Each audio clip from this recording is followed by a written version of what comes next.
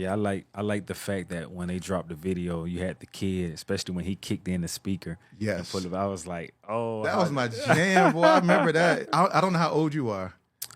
uh, I'm 51. and see, I'm 54. Nice. See, there we the over 50 I club. just had a birthday yesterday. Hey, happy birthday, my Thank you. brother. Happy Thank you. birthday. Yes, sir. Yeah. So of course, we remember when Microphone Fiend came out and the video dropped. You know, we getting the CD or the tape, Mm-hmm. and we going into the back, pulling out because Rakim, lyrical God MC, Yeah. we were like, yo, what's he rapping about? You had to read the lyrics. You had to read the lyrics, had and to you read had the to learn those lyrics. Right. You had to learn those. Right. Yeah. So that That was the magic, especially when you bought a cassette and you pull out that fold, that trifold, that fold. yes. And you reading all the lyrics and you trying to listen. I was a fiend before I became a teen. I milked the microphone instead of cones and ice cream music orientated. You're like, hold up, rewind that back. What do you say?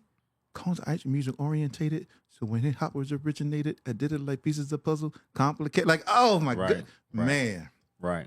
That was my dude. Because I grabbed the mic and try to say, yes, y'all. They try to take it. And say what? And I'm too small. Cool. But I don't get upset. I kick kick a a hole hole in in the the speaker, pull a plug, then then I I jet jet wear it back back to to the the lab. lab. That line right there. That was oh my Back god. back to the lab became the famous cut. Back to the lab. That's right.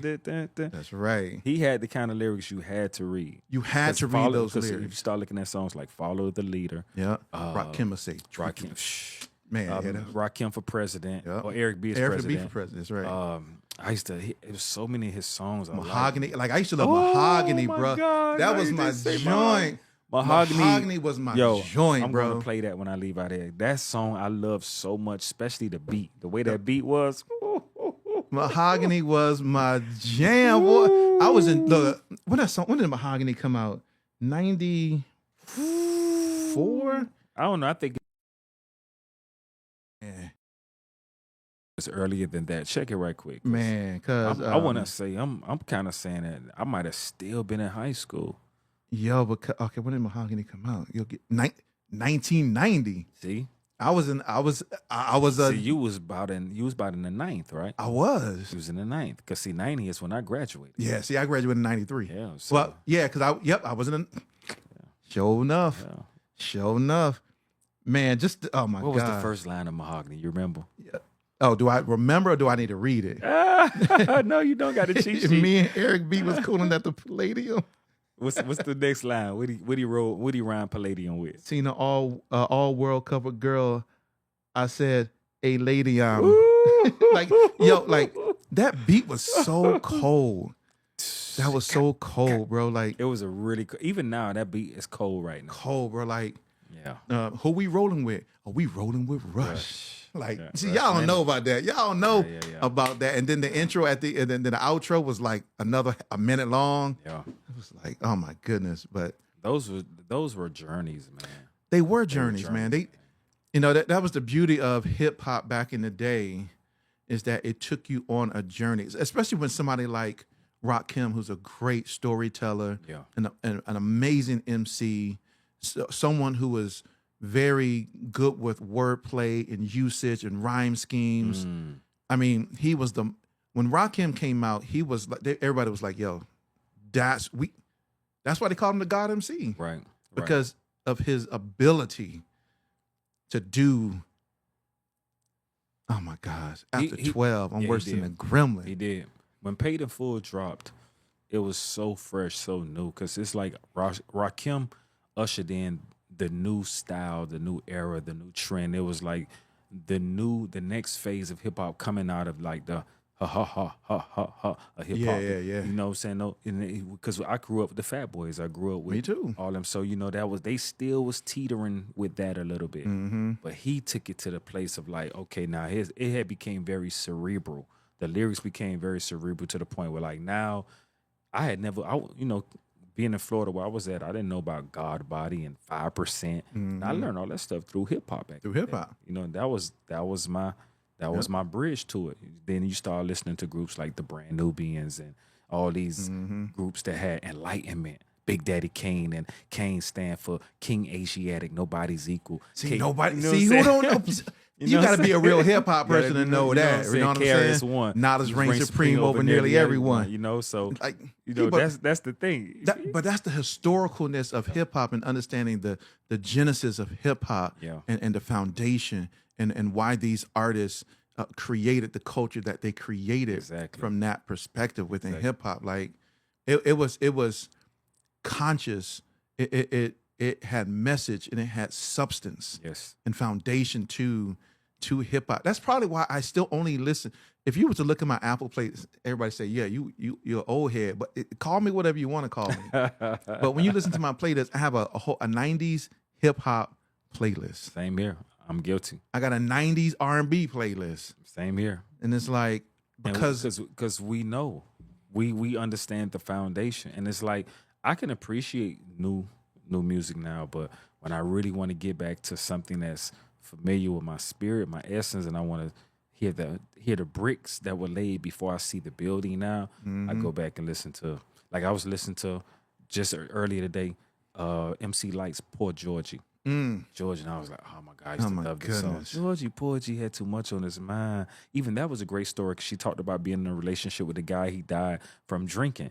And it was like the messages, like we'll never have another self-destruction or same game. Never. Come on, same. We're never going to have another. And you know what's so crazy? Out of everybody on self-destruction, the only verse that I really remember. What's that?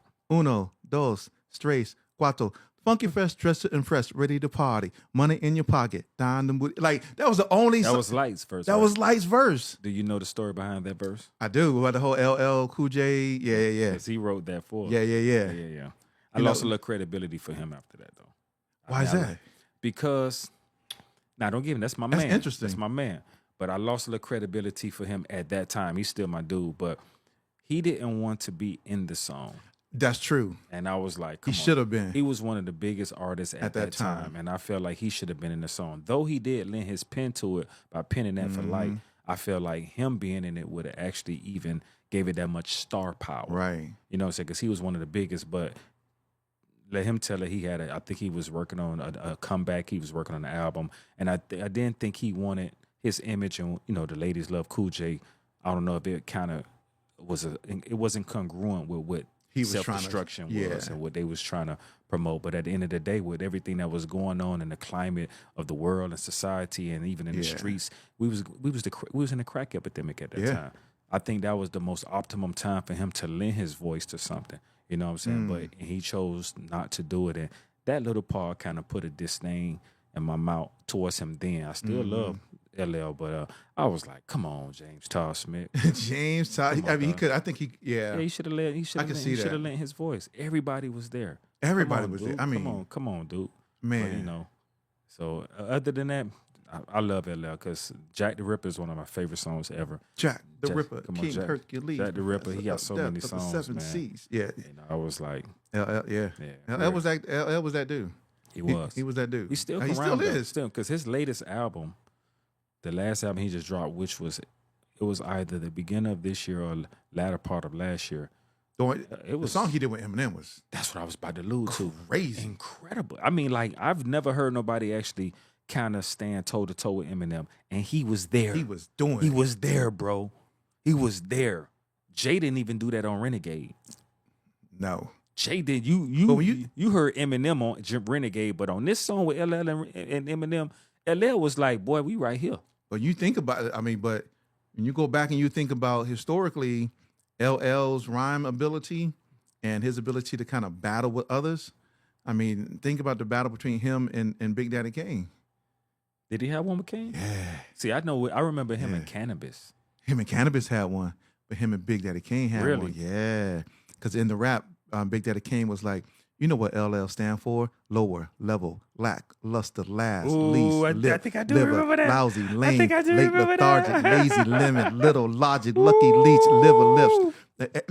He was going in. See, I know that because I was like, yo, Kane is giving somebody, he giving LL the business. I think I remember that now that you say the business. Well, Kane was like, you don't want to come against Kane. Like, now, that's a great question. I will say this because this is one of the studio debates me and my guys. Kane or Rakim? Oh snap! Then I'm gonna get my introduction to who. I know that they can be like, who is he talking to? Man, This is what we do all day. I love it. yo, I probably still got to go Rakim. Rakim? Yeah, Okay. yeah. I mean, when I go back and I listen to Kane stuff, dope. But when I listen to Rakim, it's like a totally different experience, totally different just mindset you find yourself in from a lyrical perspective. Okay. And just like, because Kane can rap and use his wordplay very eloquently. But as you said earlier, Rakim was very cerebral with his and his delivery and his messaging is just like, let me go back. I gotta rewind. Let me listen to this whole song again because what did he say? And you know what was the beauty of I would say the real skill set of Rakim as well? He never used any invectives or profanity. And you know why, right? Never. Because he was like, yo, I'm on my mom's and moms and pops hearing this thing. Yeah. And so But it appealed to street dudes. It did. It appealed to those who did actually speak like that. Yeah. It still had an edge about it that made you still feel it was the imagery. The fat gold chains. He hung with the dope boys. He was one of the kids. He had that persona, that swagger. He had swagger before we was identifying it as swagger. Now that we think about it, he was swaggerlicious back then. Facts. And that's what to me Nas had. He has a swagger along with. Nas was the second coming of a Rakim to me. He was like, you could tell he was that pupil that now it's time for the game to go to that next phase. And when Nas dropped Illmatic, that's what it was. I got it over there. I got the album sitting over there. It was crazy. Yeah, Illmatic from beginning to end. I learned every song, every story. I could visually see it. I could see this little kid, him on One Love, talking to the shorty and dropping jewels in his jacket. I could see everything. When a person gives you that, you gotta just say, "Oh my God, they got it." You know what I'm saying? So, homie had it. Yeah. See, I don't get that from hip hop today. I don't get that imagery, that same vibe, and that same feel today. The only artist that really does it, y'all gonna hate me. I know. It's okay. You can hate me for saying what I'm about to say. It's all good. It's all good. But the only artist that really does that for me today is Jermaine Lamar Cole.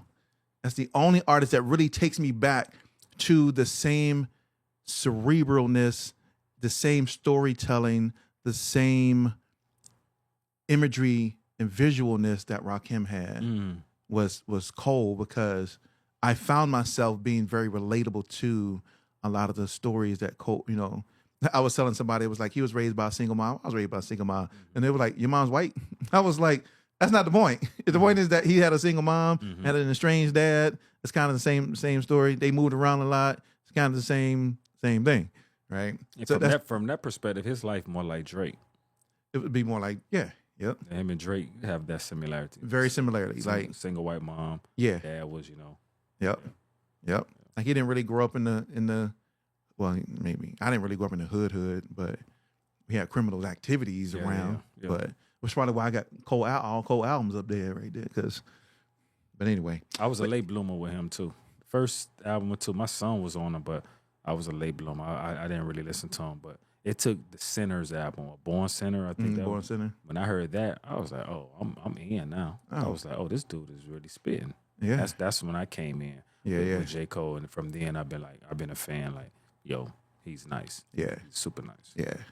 Ladies and gentlemen, look, I know we were chopping it up. Those are the type of organic conversations I love. But ladies and gentlemen, welcome to the Indie Unplugged. Today, my guest today is an artist who's proving that hip hop doesn't have to sacrifice substance to stay relevant. Originally from Miami, Florida, and now based here in Atlanta, Red Fidel is an artist, songwriter, producer, actor, and a member of the Solarians. With more than a decade of experience in music, he's built a reputation as a lyrical craftsman who creates what he calls the adult contemporary hip-hop experience. Music designed for grown people who still love bars, which I do, storytelling, which I love, and meaningful content, which we definitely need.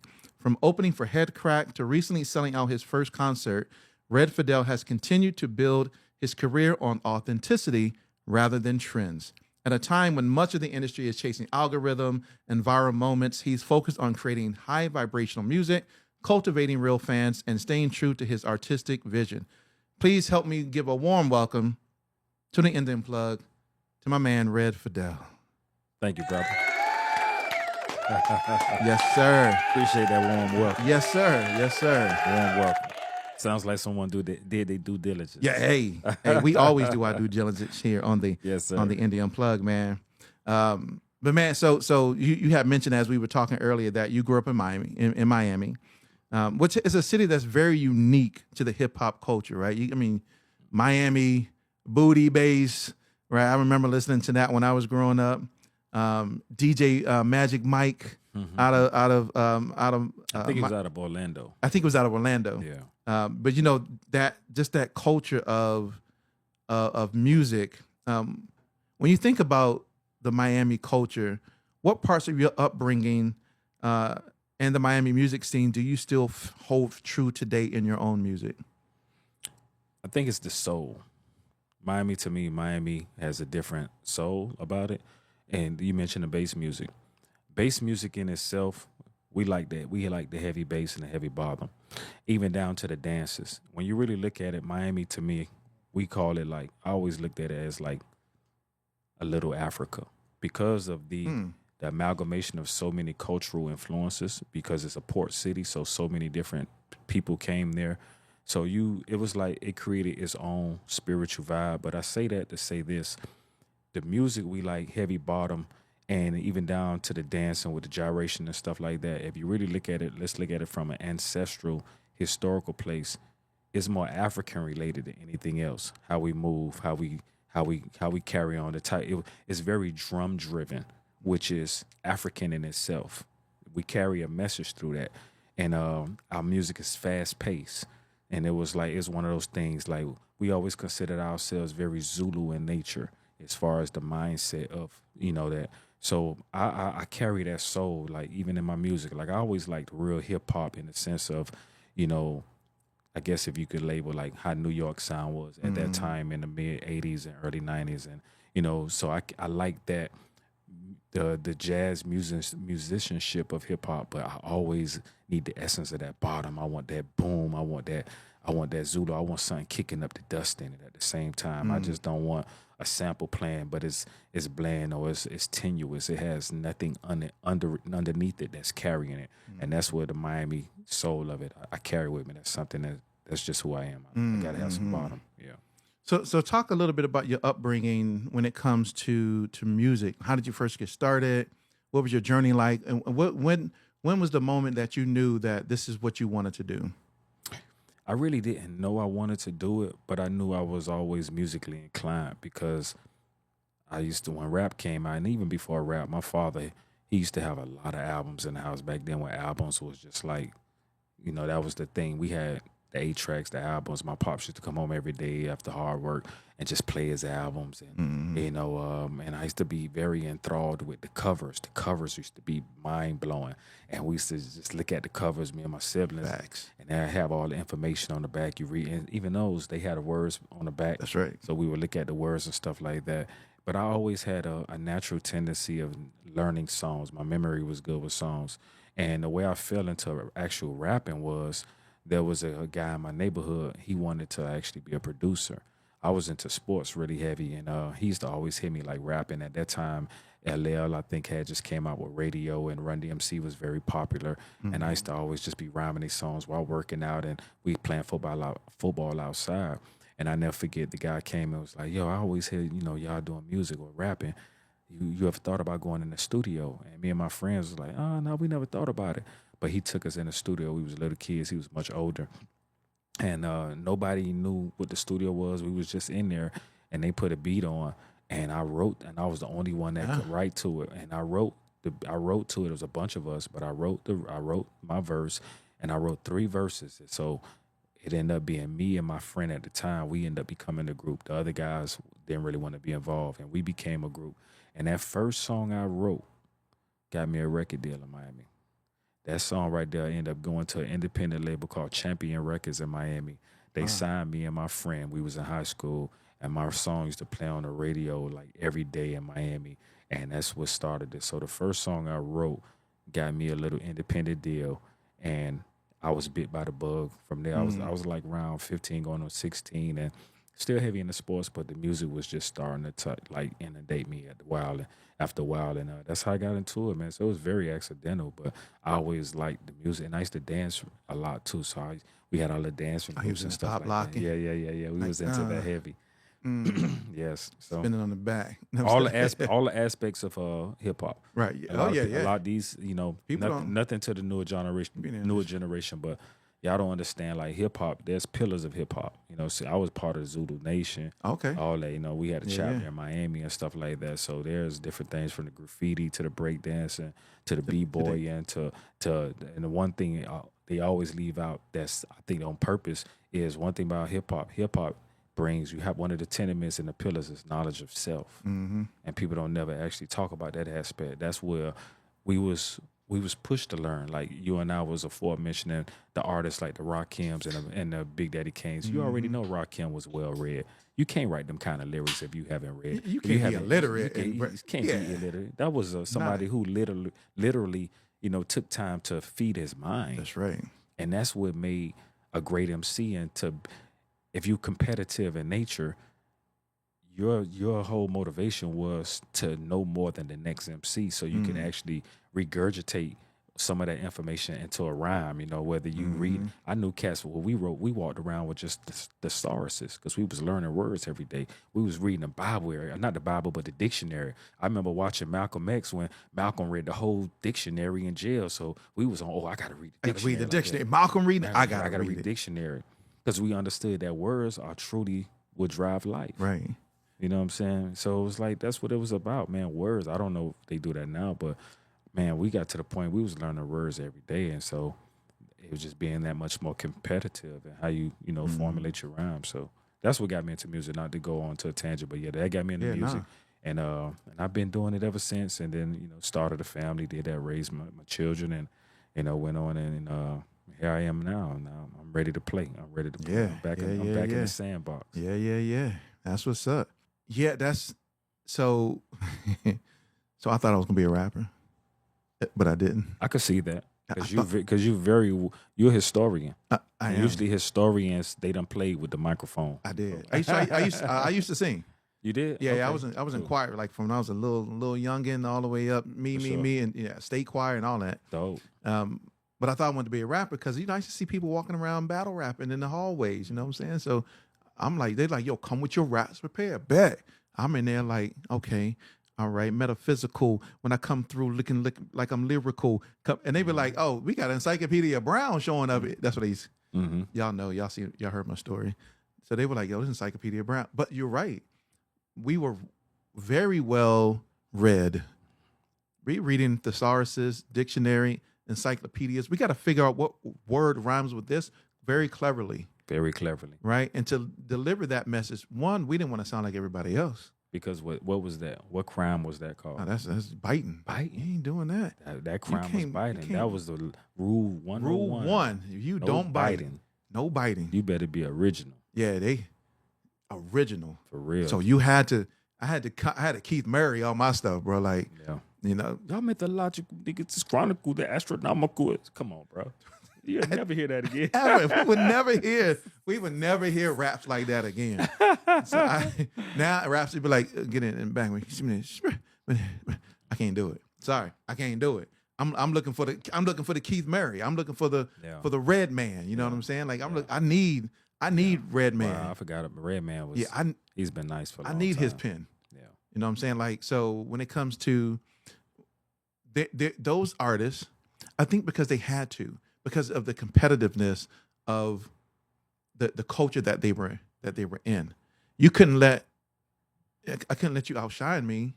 So I had to lyrically, I got to bring the heat. Mm-hmm. And so I need to go into the studio and write things that's way better. Mm-hmm. Like I've heard stories. So Wu is one of my favorite groups. Okay. And so they have told stories that they'll be in there writing, and all of a sudden, Capadonna would get in there and be like, doing his thing. They'd be like, throwing their raps away Cause they got to go back and write. They were like, because he just brought it, this ain't gonna compete with that. So I got to go back and write it. I think we're missing that part of what's happening, right? So this great segue into this question.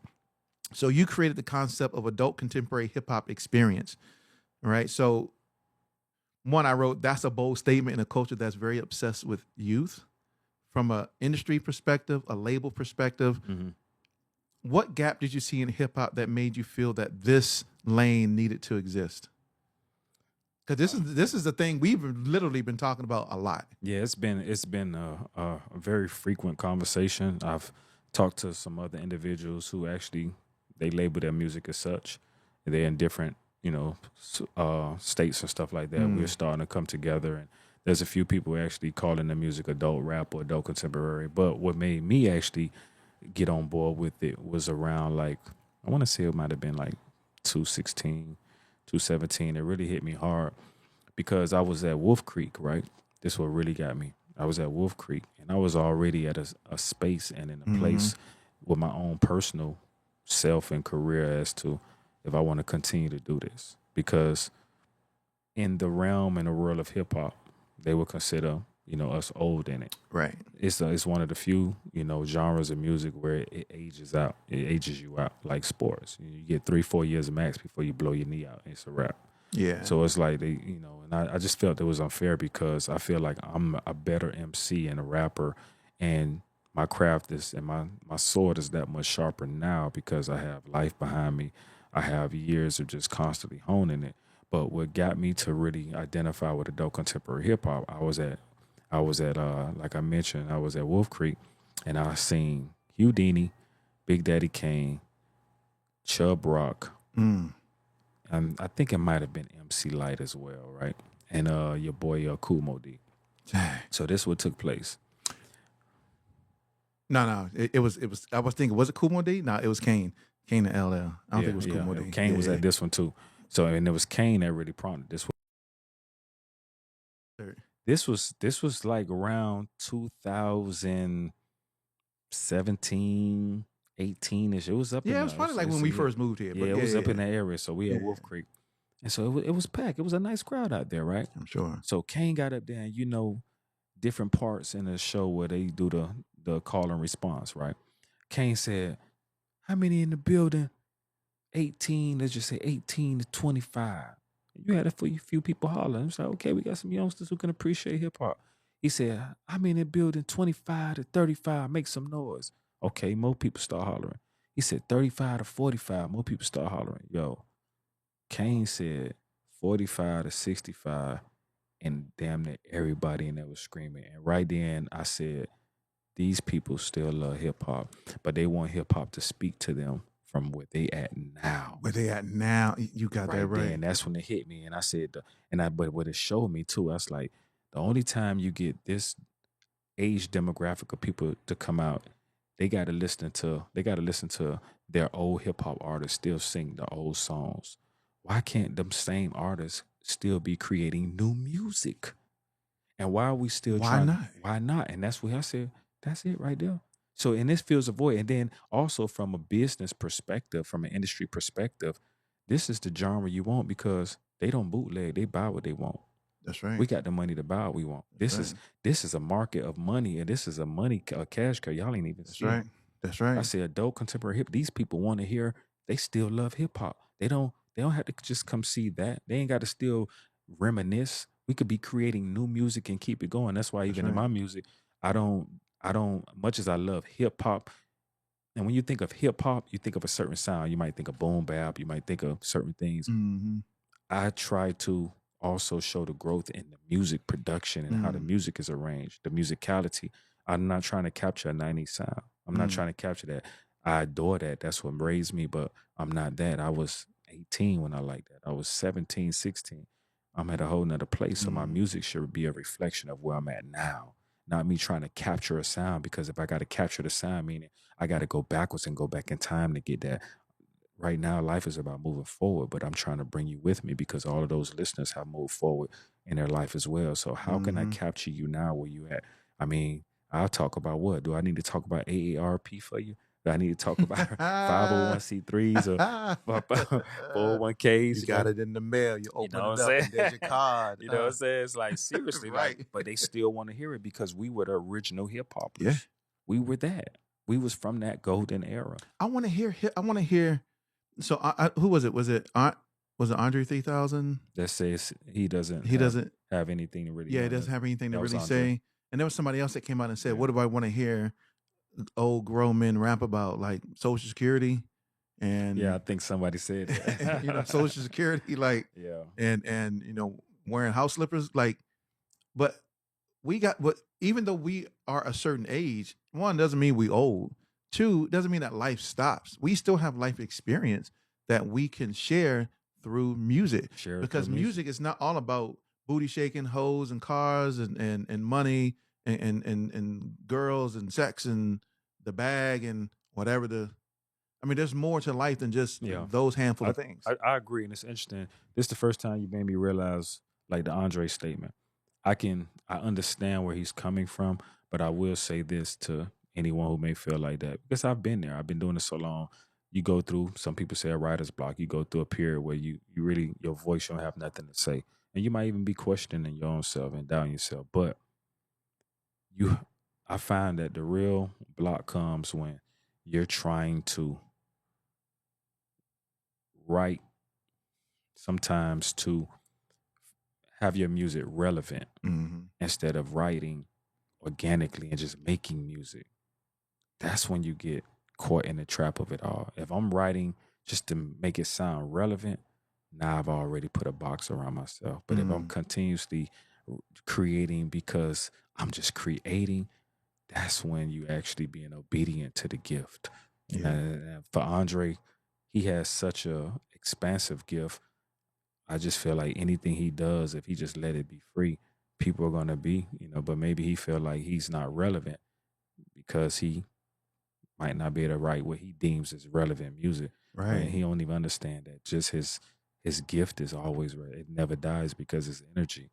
And Never. People just want to hear him, they want to hear what he's doing, what he does. And they showed you that when he was playing that flute. Everybody came out.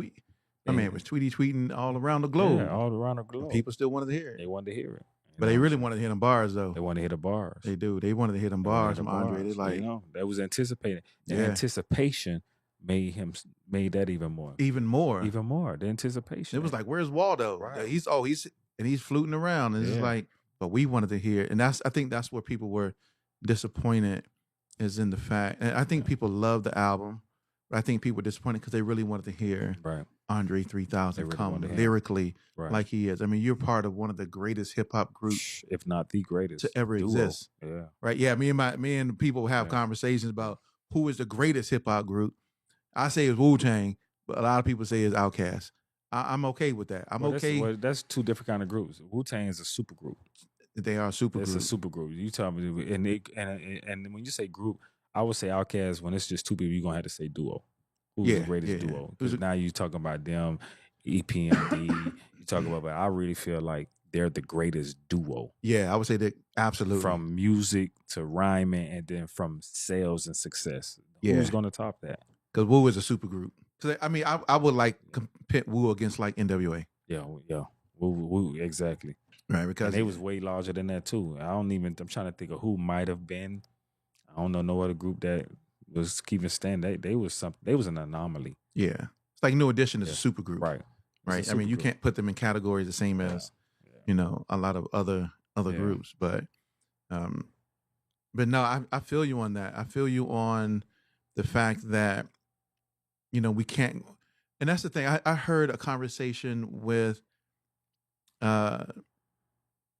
Tricky Stewart was on somebody else's podcast, which Tricky need to get on this podcast, but he was on somebody else's podcast, and he was talking about, somebody was talking about, everybody want the 90s R&B to come back. Now 90s R&B ain't coming back. Why they keep saying 90s R&B? And Tricky was like, well, it's not so much about it coming back. It's what it meant and what it felt like. Right. And I think that's what people miss. And I get that. What it felt like. I totally agree.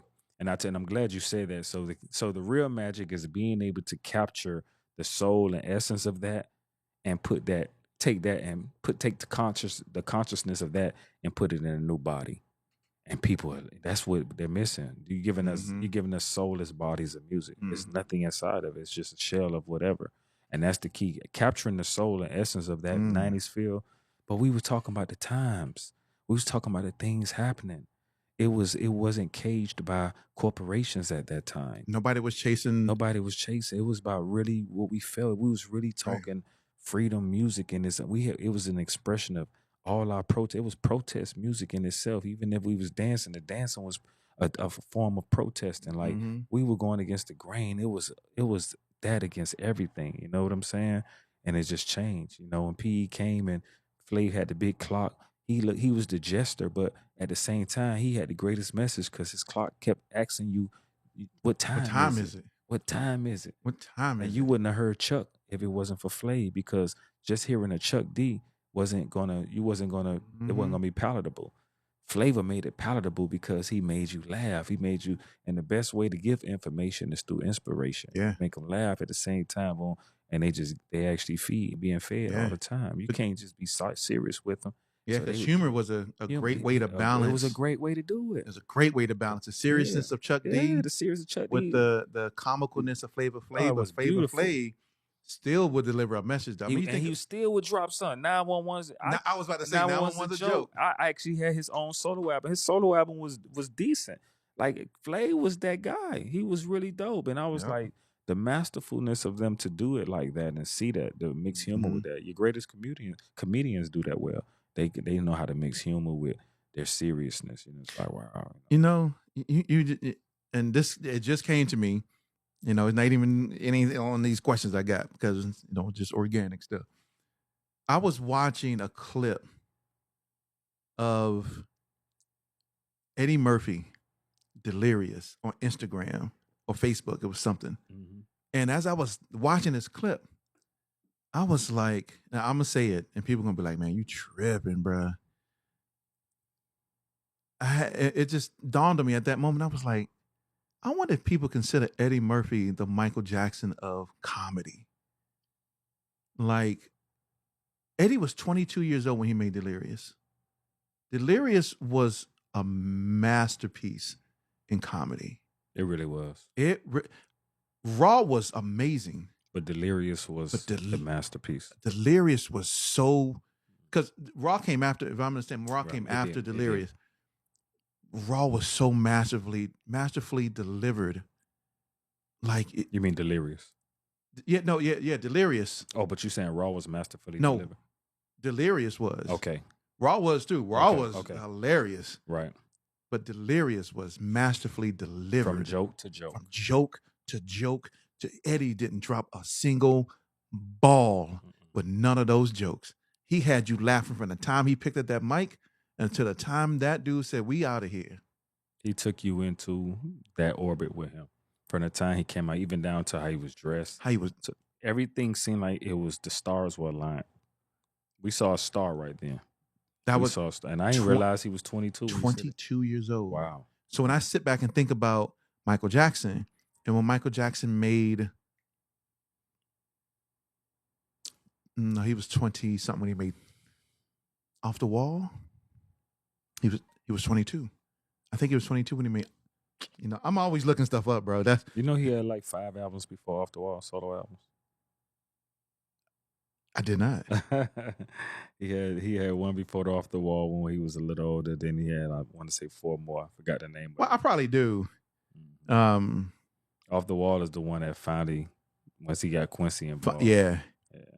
He was 20 when he made Off the Wall. He was 20 when he made Off the Wall? Yep. It was his 5th solo. Yes, I mean, yeah. But it was his 5th solo album. But Off the Wall is really what catapulted Michael into superstardom. I would say, well, especially... No, would you say Off the Wall or would you say Thriller? Thriller. Well, I would say Thriller. I would say Off the Wall... Opened that door. Opened the door. It started the launching. But when he made Thriller... That put him in a completely different stratosphere as an artist. But okay, so here's the thing: what makes an artist? So one of the questions that I have for you, because I think that leads into this. Um, what do you think makes someone like a Michael Jackson at such a young age so creative, so outspoken in his music, so free in his music to create an off the wall or even a thriller that allowed him to just create that type of music that resonated with so many people globally. What was it about? Was it his freedom? Was it just I don't care when I'm not in a box. I can do whatever I want to do. I left the Jackson 5 and I'm doing my own thing. Like, what would you attribute that eclecticness that he had to? I think, and I probably gained this answer or this thought from watching Michael. Great movie, And by I the know way. sometimes, movies create their own story. Right. But I would say this. Mike had been in the game so long. I think it was like 6'5", one of the ages. At that time when he made that, Mike already understood his assignment with music.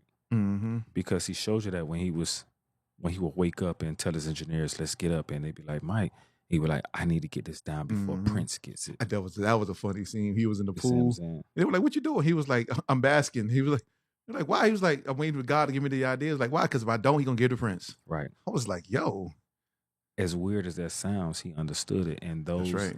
adepts like us who really in it, we understand that it's a collective consciousness we exist in. That's why sometimes you might have had a good idea, but you didn't act upon it, and then somebody else created it. Man, I had You that be like, same idea. "Dang." It's just that idea was just we all a collective consciousness. They Mhm. just took it, they received it, they said, oh, they did something with it. You had that same opportunity to do something with it. So Mike understood the assignment, he understood the process. So all he would do was capitalize on the downloads. And I think the more you actually take advantage of the downloads and you actually be obedient to them, the more you create greatness. You know what I'm saying? And then the source that's sending those downloads understands that, okay, this conduit being a person, being a vessel, they actually utilize what I'm sending down. Mhm. So he was just getting sent downloads and was just using them. So I believe that Mike understood the assignment. He knew why he was here, and them belt to asses Joe was putting on him paid off. Paid off, boy. He was That's gonna get me in trouble right there. boy, paid off. What was he said? "We're in trouble." Hey, they can be like, "He domestic violence." No, but But no, hey, no, that's like, the humor I yo, like to throw in my information. man, we grew up in an environment that's where it was. Yeah, no, I'm glad my mom did what she did. I may not have liked it, Yeah, but I'm glad that it did because it kept my tail on a path that I would have been somewhere else. yeah. That if that level of discipline didn't take place. Yeah, there's corporal punishment, there's correction, and Yeah, you got some people they might have taken it too far, and I don't Yeah. know his story. I don't get into that. People always assume. All I can Mhm. say is that because we was just talking about this 2 days ago, me and some comrades. I think that Mike was just so young that the overboard aspect of it was he didn't allow the young man to actually be a child. Yeah, It's too much. His mind wasn't developed. He was too young. His Yeah. prefrontal lobe was undeveloped. Yeah. He didn't know nothing. I mean, the bigger boys they could do this. That's why they had a little bit of normality to them. Mhm. You know what I'm saying? But Mike was a baby. He was too small. He was that man. kind of strictness was just Yeah. like, come on, man, you can't. I raise dogs, so I know sometimes I have to let my puppies be puppies, and when they get around a year or let's say 16 to 18 months is when I start now training them to do the things that I need them to do as adult dogs. But in the meantime, interim, I let them be puppies. He was a puppy. You He gotta was a let him be a puppy. puppy. You gotta let him just live in his imagination. But he was just too strict on him, and I think that stymied his mental Yeah. the growth process to Yeah. some degree. You know what Yeah. I'm saying? I mean, because you're taking a child yeah, at such a young age and putting him sure. in that type of really rugged, structured yeah, environment, that's a lot. fast paced That's a moving lot. on the road. Yeah. That's a lot for a child who's 5, 6, Yeah, 7, 8 it's a to be lot. able to really grasp and how to operate in that Yeah. type of environment, and recording Yeah. at night, late at night, get in Yeah. bed, wake up, practice 5 a.m., get up again, hit the road. Man, the saddest scene, of course, and I think everybody says it's one of the saddest scenes in the entire movie, is when he wanted to play Twister, and the brothers were like, "Yo, we playing. I'm about to go to the wife. We playing basketball. You want to play Twister?" Yeah. And he was just like, So "Yeah, him and Bubbles played. He's him and Bubbles played, and it was like, man, at that moment, it was like Mike really was a child. He really was. He really was that really was. never had the ability to be a child. Peter He Pan. was Peter Pan. Peter Pan. Peter Pan. Yeah, Peter Pan. Yeah. He was a Neverland. Yeah, Real yeah, Neverland. yeah, Right. yeah. I mean, so speaking of something like that in that capacity, you talked about trauma in the past, hardship, and even near death experiences, and how that influences your writing. How do you balance being transparent enough to help people without feeling that you're giving away pieces of yourself? I found that you have to give a piece. Mm. You have to give a little bit, enough to where you still have pieces of you that are healthy to keep, but just enough to give for a person to actually resonate and relate to. So they don't feel like you just telling them, they actually could see that you actually might have experienced that. So you telling them that, it holds more weight, as far as them, Mhm. listening. Okay, he's been through this. It's relevant. It's germane to whatever they may be going through. You know what I'm saying? So I don't have a problem with that. I used to, but I kind of masterfully know how to tell without actually or I might speak it in third person. I might create it and really give it all in third person. It might not even pertain to me, but I'm going to pour the experience so real into it that it might not have been my story, but like you mentioned earlier, we grew up in an environment where I might not have been the one to touch some of the stuff, but I seen it and I got the ability to narrate it. So I'm narrating a story that I might have seen, and it's so real because it's so vivid in my memory that story relates to you. I might not have been the one, but I know that story well, that might have been a friend, a family member, somebody close, and I know how to take that story and relate it to you and make it, So that's another thing. I can narrate a story well. Like I Yeah. used to write for people a lot too, and they tell me the story. Like, okay, what's your story? Tell me, and I'm taking my notes such and such. And when I write it back to them or read the rhyme back to them or do the song, they're like, wow, you got all that from there. I said, yeah, that's what you was telling me, and I saw the picture, so I just put color on it. I put trees in the background. I created a landscape for what you were saying. It just was bland, but I took it and I threw some paint on it. So so that's what it is. Yeah, and I think that's what's missing from today's music is the art of storytelling. The art of storytelling. Yeah, and I don't think people really understand how to paint a picture in that capacity, because when we read a book, the author has the ability to draw you in. At least a good book has the ability to draw you in so that you can feel like you're part of the story, or at least you can visualize what's taking place. A lot of music, and this is my opinion, a lot of music today doesn't do that. It's a vibe. It puts me in the mood, or I may be doing a little something that puts me in a different headspace, but it doesn't give me the ability to visualize what's actually going on. And that's what I loved about I guess we would say mature hip hop back in the day, or hip hop back in the day, was that they had the ability to really do that, to paint the picture. You can see yourself standing, on the street corner with you know, the guy as he's telling the story about the girl, and they were just very vivid in their storytelling.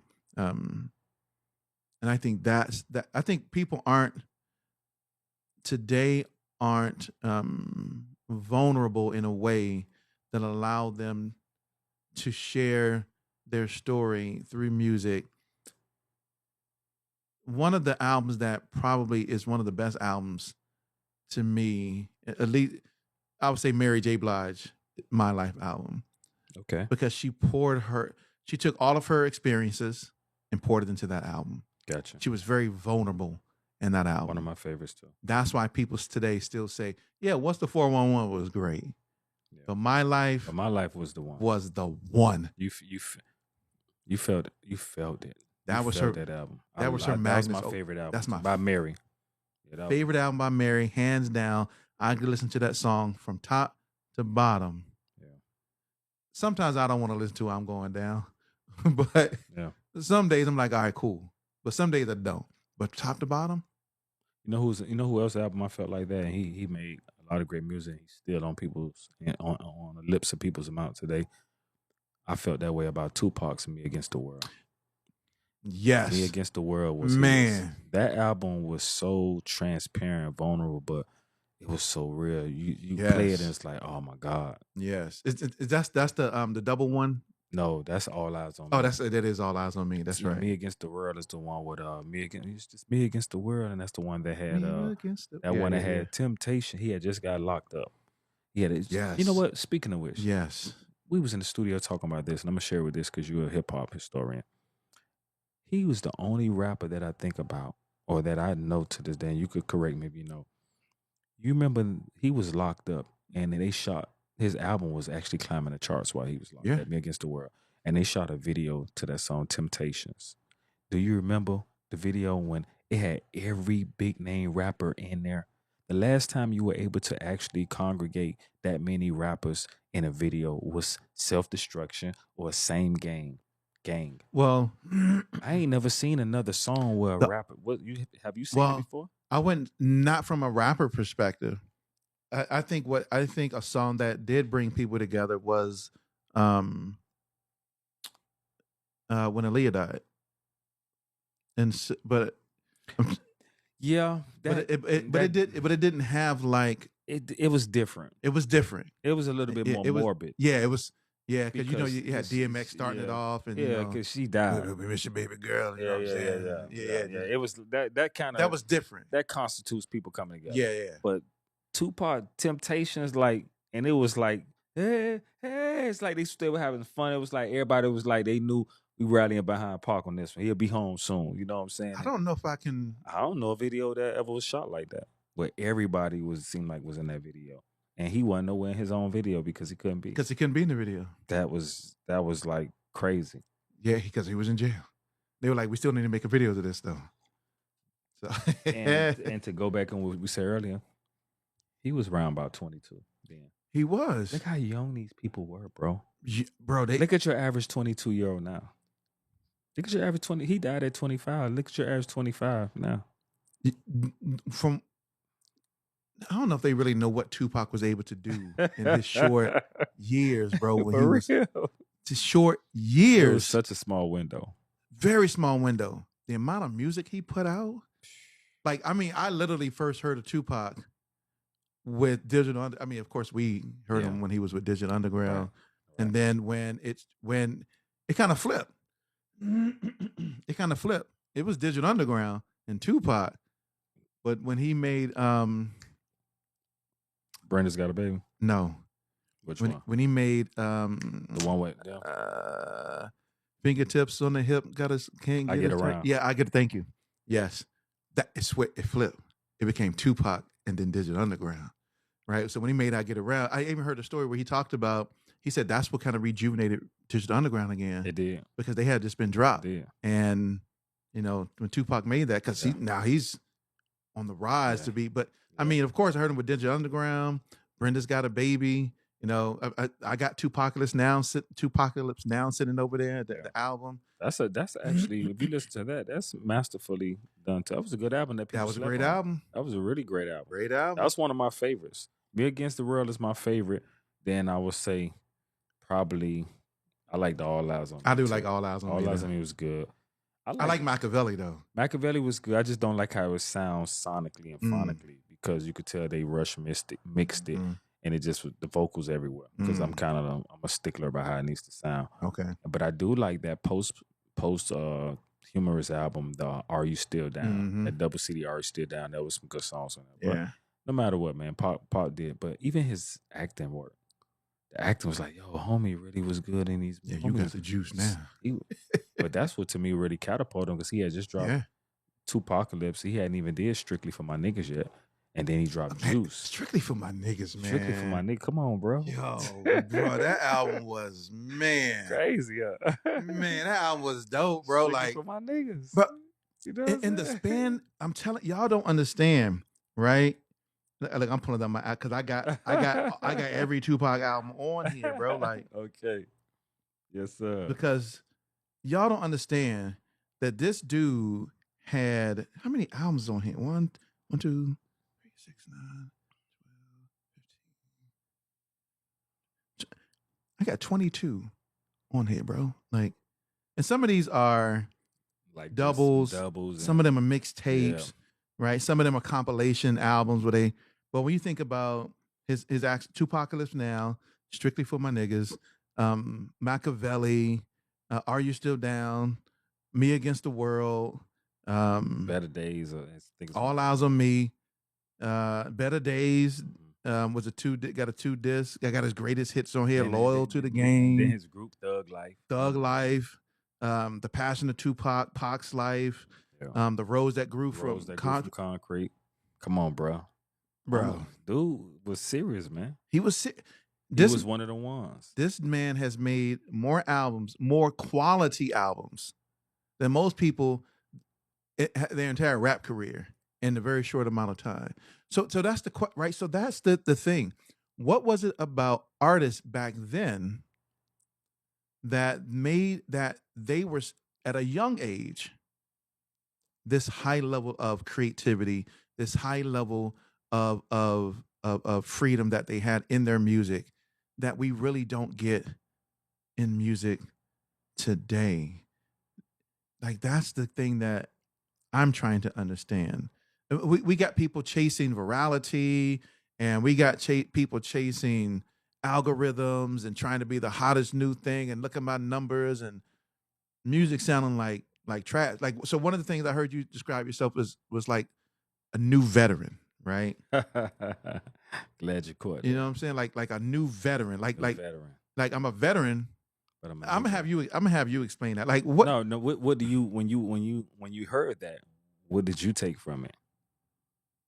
I took from it that it is a individual that's been in the game for a certain amount of time, a duration, but it's adaptable and it's flexible and can maneuver with the times and can take something that. I had a friend that says, we were talking about marketing one day in his interview, and he was like, old school rules with new school tools. Right? Go. So being able to combine those two, right? That's what I think about when I hear new veteran. New veteran. That's it. That's you hit it on the nail. That's where it's at. I've always been here, but I'm able to acclimate and adapt to the sun. It's like when Bruce Lee say, "Take the shape, water, be water, like water, be water, take the shape. Water." Yeah, be water, my friend. Mm-hmm. And you have to be water, and that's just what it was. And I was like, new veteran. When it hit me, I was like, that's it right there. I like that. I like how that sounds because I am new to a lot of people, but I'm a veteran at this. I'm a veteran, so I got to let my older heads know, like, I'm y'all. Yeah. But it's time for us to, let them know that we still do this for real. Yeah. It's funny because I speak kind of low, but I rhyme loud. You gotta rhyme. I wanted to come to the concert the other day. Carisha really? was like, "Yo, you gotta come." It was Sunday. She was like, "Yo, what you doing?" I was like, "Yo, I ain't really doing nothing right now." She was like, "Yo, Red Fidel's having a concert tonight. You need to come through." I was like, "Yo, send me the." You missed the treat. It was really good. It was really good. I'm sure it was really good, and just having that whole live band experience was good too. And that adds to the whole adult contemporary hip hop experience too. Having a live band too. Sold out. Yeah, sold out show. Second one. Yeah, second one. So we planning something big in August, and we about to have a crazy single we rolling out. Okay, surprise. But I got a nice feature from another new veteran, ATL veteran that people really like, had a few hits out back in the day, and he's about to come back, and we came together, and first studio session that we had, we laid down something. It's sweet, and it was magical, right? And we about to drop something. Yeah, we just did the artwork today. We playing around with that. I got my video people on deck, and we're gonna be strategically putting this out, and I'm sure people like us gonna really like it, and hopefully the newer generation feel it as Yeah. well. So Yeah. it's definitely dope. I'm liking it. Yeah. Liking it a Yeah. lot. Yeah. Yeah. Yeah.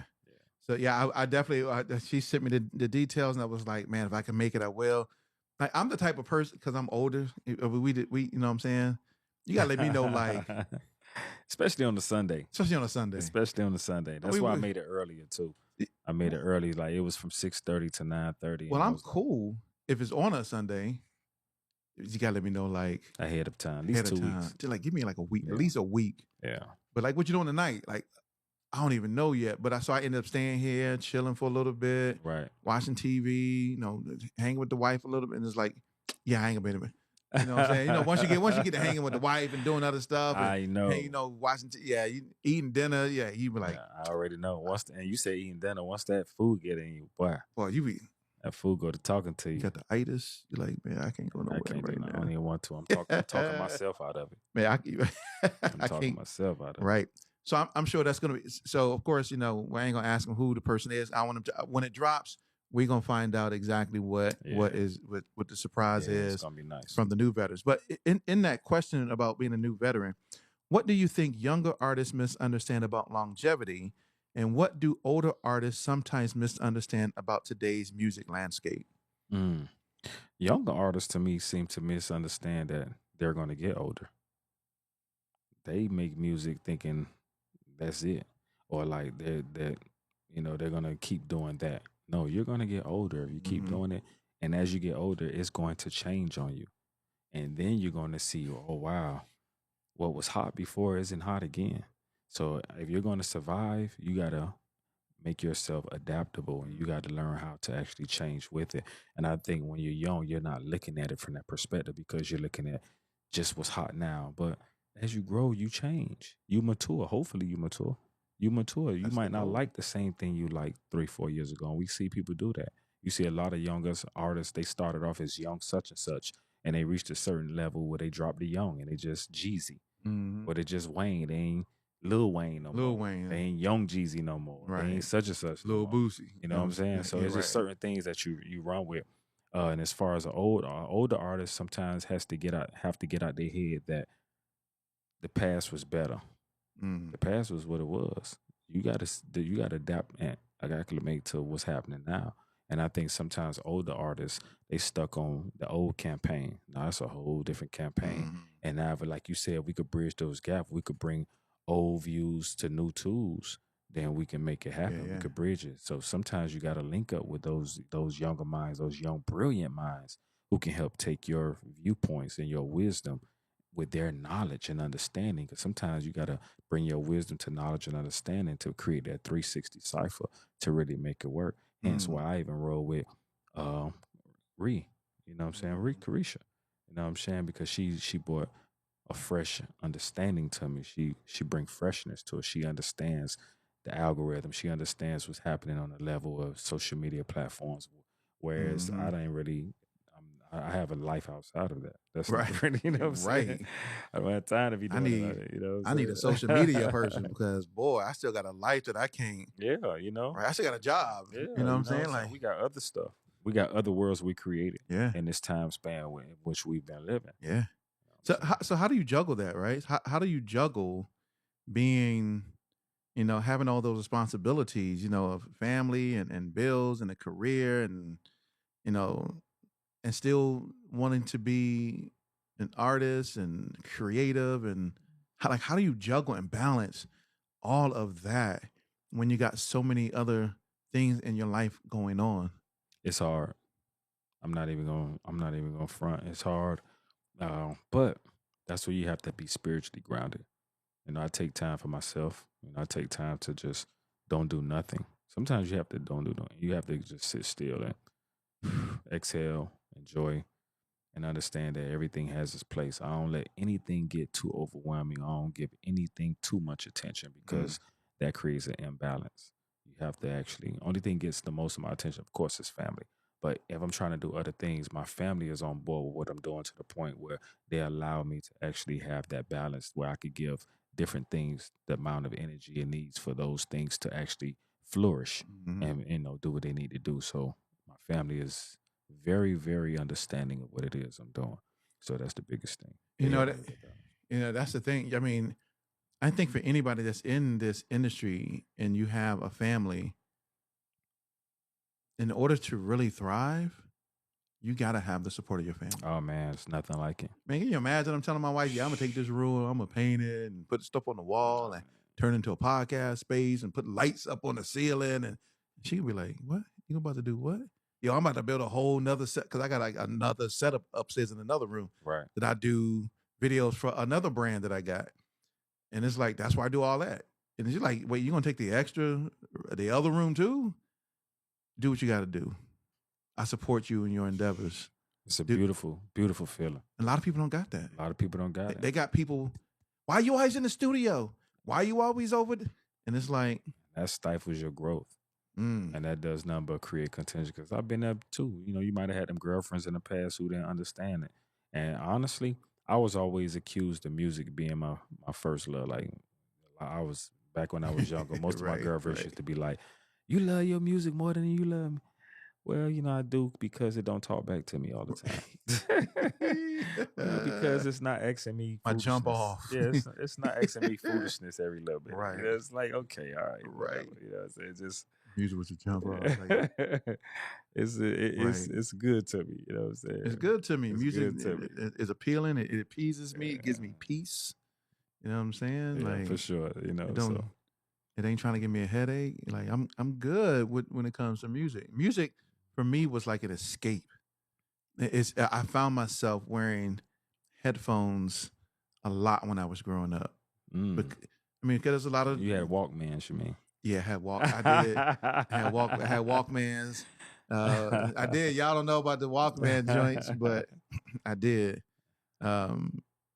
And you know, with the tapes in it, and you got the tapes, yeah. Yeah. You then they got remember they got the CD Walkmans. I ain't like the CDs. I had them too. I love the tapes. I love the tapes. I didn't want to go to the CDs. I was fighting it. Yeah, it wasn't nothing like a tape Walkman. Nothing like a tape Walkman, boy. With it, like nothing. Oh my God, it was backpack full of batteries, making show, boy. It was the best, you know. And so that was my escape. I always found myself walking around with a Walkman, right? Yeah. Or you know the CD joint that we had back in the day, because of the environment I was growing up in, and trying to escape from that. I found myself drowning in music. And I mean, I would spend hours because I used to dance too back in the day. Interesting. And I would spend hours in my room listening to Night Train by Public Enemy. Public Enemy. Night Train. Creating dances because I didn't want to deal with what was happening. And so I was in there for hours listening to Babyface, right? Or just music because I didn't want to deal with my mom, you know. I didn't want to hear everybody know. I mean, it's not a secret. My other family, why you always talking about your mom being on drugs and shit? Because that was my life, you know, as I was growing up. All right. I hated hearing the lighter flicker. You know what I'm saying? We know what that is. The people, I hated hearing that. I would always go on my headphones. I'm leaving. Go always, you know, walking. You know, and it was really traumatic. I know this ain't my interview. You know what I'm saying? Like, no, but it was really traumatic for me. Because we're similar in age, we kind of seen the similar things. I know exactly what you're talking about. You know what I'm saying? So we find ourselves finding how we can escape. Right. And when life hits you for so many directions, you just like, how do I deal with it? So yeah, I agree. Music, when I was growing up, music was my first love. Yeah. It became that for me too, man. You know, I mean, like, man, music helped me out a lot. Because most of the dudes, you know, most of my comrades I came up with who wasn't in music, life dealt them a different journey. And they ain't make it. Some of them, and then one or two who might have squeezed through. You know, they doing okay. Yeah. You know, I love them. They doing okay. But the ones I really ran with, we had street dreams, and music saved me. Mm-hmm. I always pay homage to hip hop. Hip hop saved me. Hip hop kept me out of a lot of situations that honestly, I know this story is like so overstated and oversaid by so many people who want to be or pretend to be, but I'm real when I say I wouldn't be here right now, bro, if it wasn't for that music, especially in the climate we grew up in. Because it was either that or I'm gonna put a pack in my hand. I'm gonna get to it. There wasn't no scholarships waiting. There wasn't none of that. No scholarships. None of that other stuff. It was either military and I wasn't doing it, and I wasn't doing a military. Right, I did. I went. Senior high school. Yeah, and Yeah. I had the mindset we was too against that, and I wasn't doing that. So I know I got this, Mm-hmm. or I got this mic, and I took the mic road, and it saved me. Being in them studios, traveling, and doing different stuff, and I'm hearing back home, hey man, such and such got jammed, or oh boy got boom boom. I'm like, dang. I would have been. We were just talking about that, or just different stories, or so. Music saved me, man. I'm always paying homage to hip hop, and it saved a lot of our youth even today.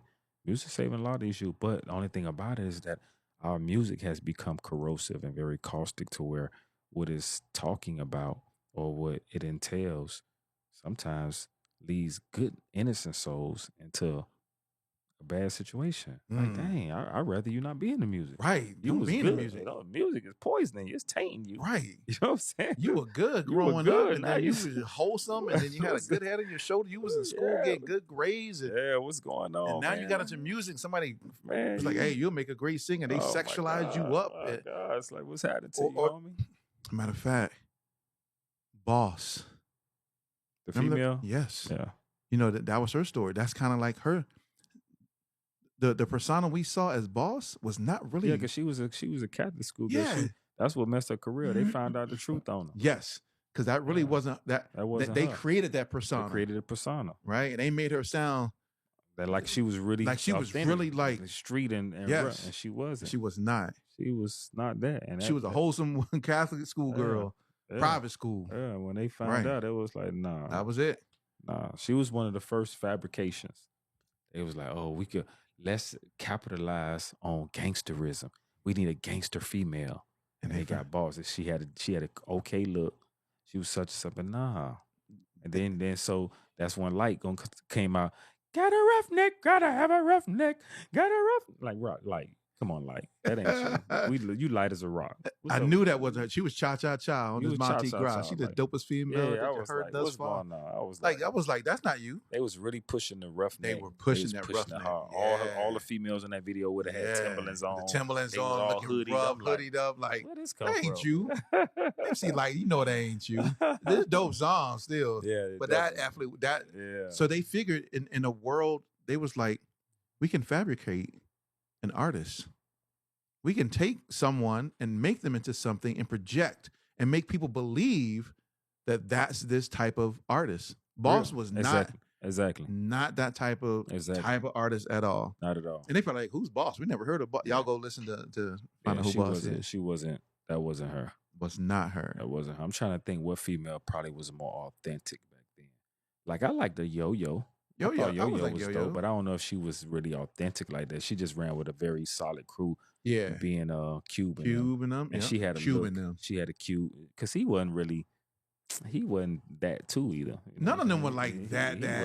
Easy-E was. Easy-E was. But Dre really wasn't. I don't know Ren's story, but but Yellow Easy, really wasn't. He wasn't. So not like that. I'm not feeling. I mean, they was with Lorenzo. Right. Rolling in the and then if you really know rap, I remember when I was breaking back when I was even younger, Dr. Dre in the Surgery record. You know what I'm saying? I remember dude was a DJ. I mean, turn off the lights. Turn off the lights and all that. Come on, like that's they the weren't same. really. Yeah. Nah. They weren't really out there. Easy probably was that one that was really out there. Yeah.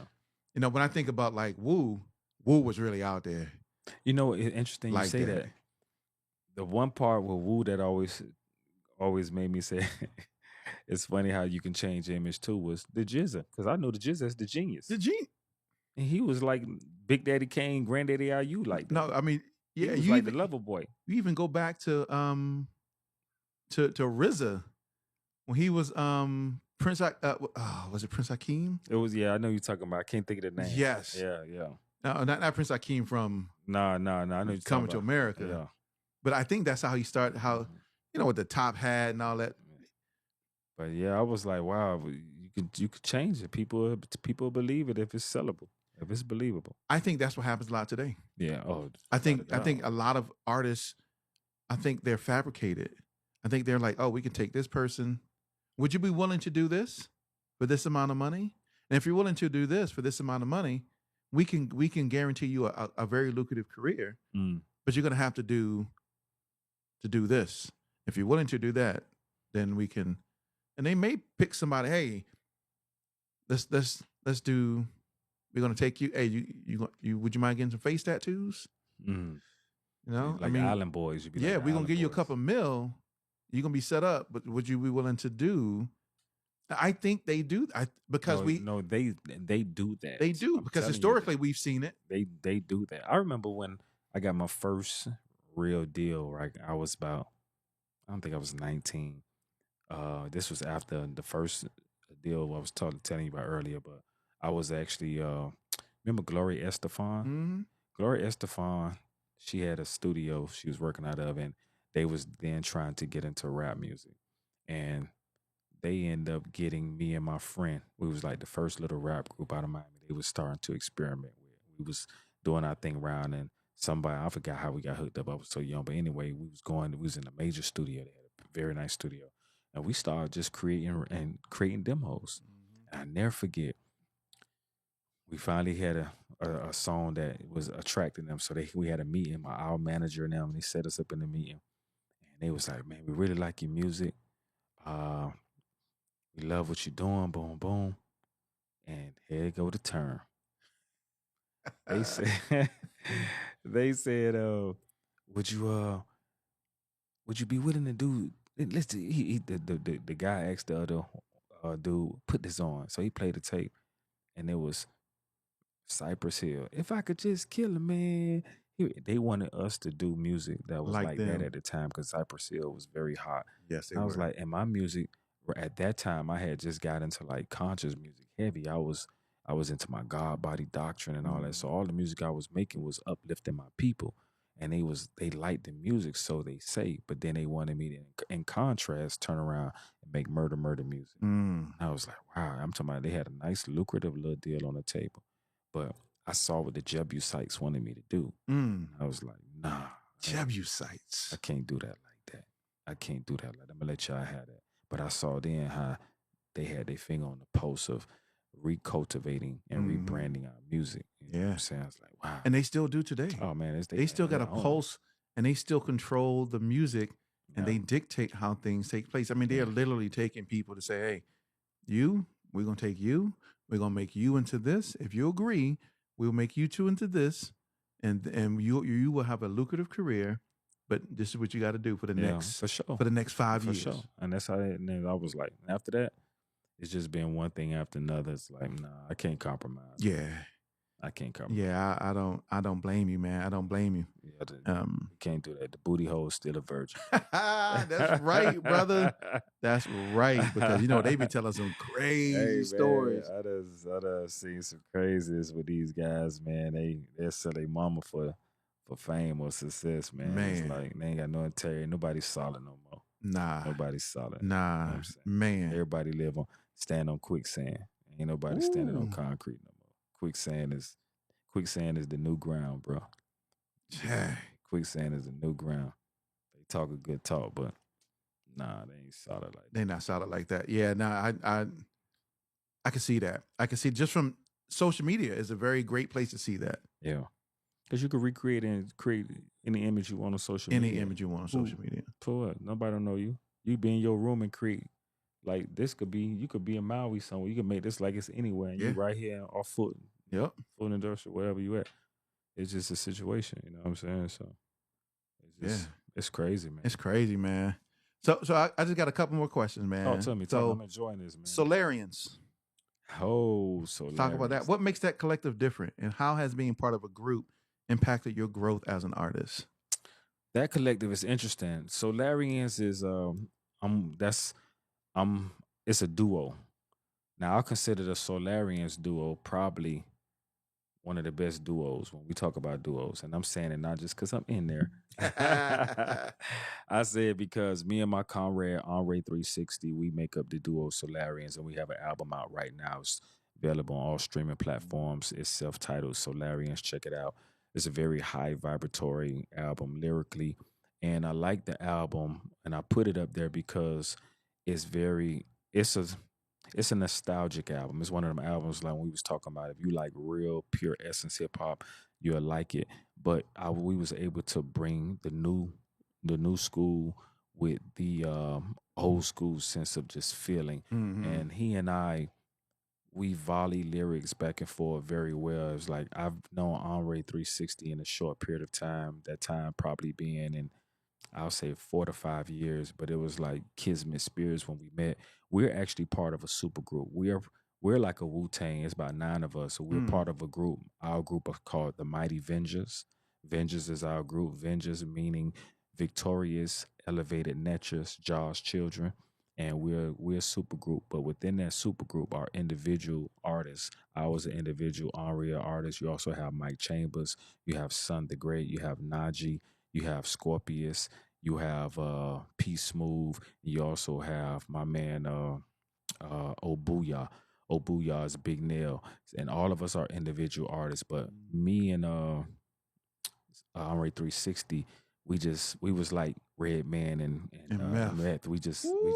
We just had this chemistry That was with my each other. that was You my know what I'm duo. saying? So we end up making our own little offshoot group off that called the Solarians. And he and I, we go strong, and that's my comrade. But all us still a group. But Mm-hmm. he and I decided to make an album, and that's the Solarians. So we named ourselves that, and we named ourselves the Solarians because that's where we coming from. We coming from the essence, the soul with it, and we just wanted to really bring that back, that spirit and that feeling back. And I think we succeeded. That album is great. It's a great album. We're working on a new album now, but we're still pushing our solo Yeah. projects. But I find that to be the most taskful balance, having to do both of those as well. Because Mm. I'm pushing my solo hard because I've always been a solo artist, but I also like the Solarian stuff. So having time to do that, doing Red Fidel, and then he's also a family man with his own family and stuff like that. So us having to balance family with all these projects that we have on the table, it's Mm. taskful, but at the same time, I think when it's meant, there's no assignment too great that one can't accomplish. You know what I'm Mm. saying? If you take, coordinate your time properly. Yeah. So it's cool. I love it. Yeah, and Omri 360, he'll be on not next week, but the week after. Cool. So Yeah. you'll get to see my brother. Yeah. Yeah, Henri 360. And it's funny, he from Philly. I'm from Miami, so it's like totally two different cultures, but we like brothers from the same mother, just mesh. Mm. And I was like, wow, two different lingos, two different talks. So it's like, man, we give you the business on tracks. We Yeah. really do our thing together. That's what's up. So it works. Yeah. Yeah, because we need. I mean, you talked about adult contemporary hip hop Yeah. experience. We need people out here with real good artistry, real good lyricism, and just creativity. For sure. When I think about a group that's like that, they're out in you. I'm sure you're gonna know who they are, but Coast Contra. Yes. Man, Yes. them boys. Ain't they Ross Cars Yeah. songs? Yeah, and Teacher Moses. Yeah. And so, but what was crazy is that they did not want to do it, and I get it. They didn't want to be a nepo baby. They didn't want to be like, well, my dad is Raz and my mom is Teacher, and it could be easy for us just to be like, hey, but they didn't want that. They were like, nah, and they got different flavors. They're from different areas. They got your man in there who I don't know where he's from, but of course he's rapping in English and Spanish. Right. Killing it. Yeah, they nice, man. Nice. They nice. They're what I like. Yeah. I like that. I like that. But I always liked their father too. Ross Cos was always dope. Yeah. He was always dope. And it's funny, a lot of people don't realize there were and still are a lot of dope artists that came out of the West Coast. Like real rappers. I was into the hieroglyphics and I was into that whole movement. Dale the Funky Homo Sapien, Saphir. I was into Far Side. I was into all of those guys, man. Like that, it was like that bohemian, eclectic little vibe. A lot of people don't know Dale the Funky Homo Sapien is Ice Cube's cousin. Yeah. Yeah, them two cousins. So it's like, the contrast between them as well. But it's like I was into that. And I was a backpacker like that. Yeah. I used to like the Native Tone. Those was my oh man. You know what I'm saying? X-Clan was my crew. Yeah. People like Brother J and like listen to that now, it's like flawless. Like, oh my God, I can't believe they was saying this stuff back then. It was so high here. It was all here. Rap music now is down here. It's below the navel. Right. Back then it was from the throat chakra up to crown chakra. Now it's like everything below the navel. It's all sacral. It's sacral music. It's sacral chakra music. First place you feel it is here. You want to gyrate or you want to move something down Yeah, there. yeah. That's what they. Back That's then, that's what they back always then, talking back, about. back then, it was like you hear it and you was like, oh boy, I'm That neck thinking. was moving. You're That like, way, oh was, man, oh they my got me. God. You know what I'm saying? Like they got me. I'm in the zone with it. Right. I'm in the zone. It's different. It's different. Different. Yeah. It's different. Which is why I'm very appreciative of. We talked about in the beginning. Why can't older, what we will call older, I'm gonna call them veteran rappers, continue to make music today? And I don't think it's pushed as much as music would be today. I mean, you think about you had LL that dropped an album, Ghostface that dropped an album, which was actually dope. Mm-hmm. You had Raekwon that dropped an album, which Barry is it Bear Hill? That was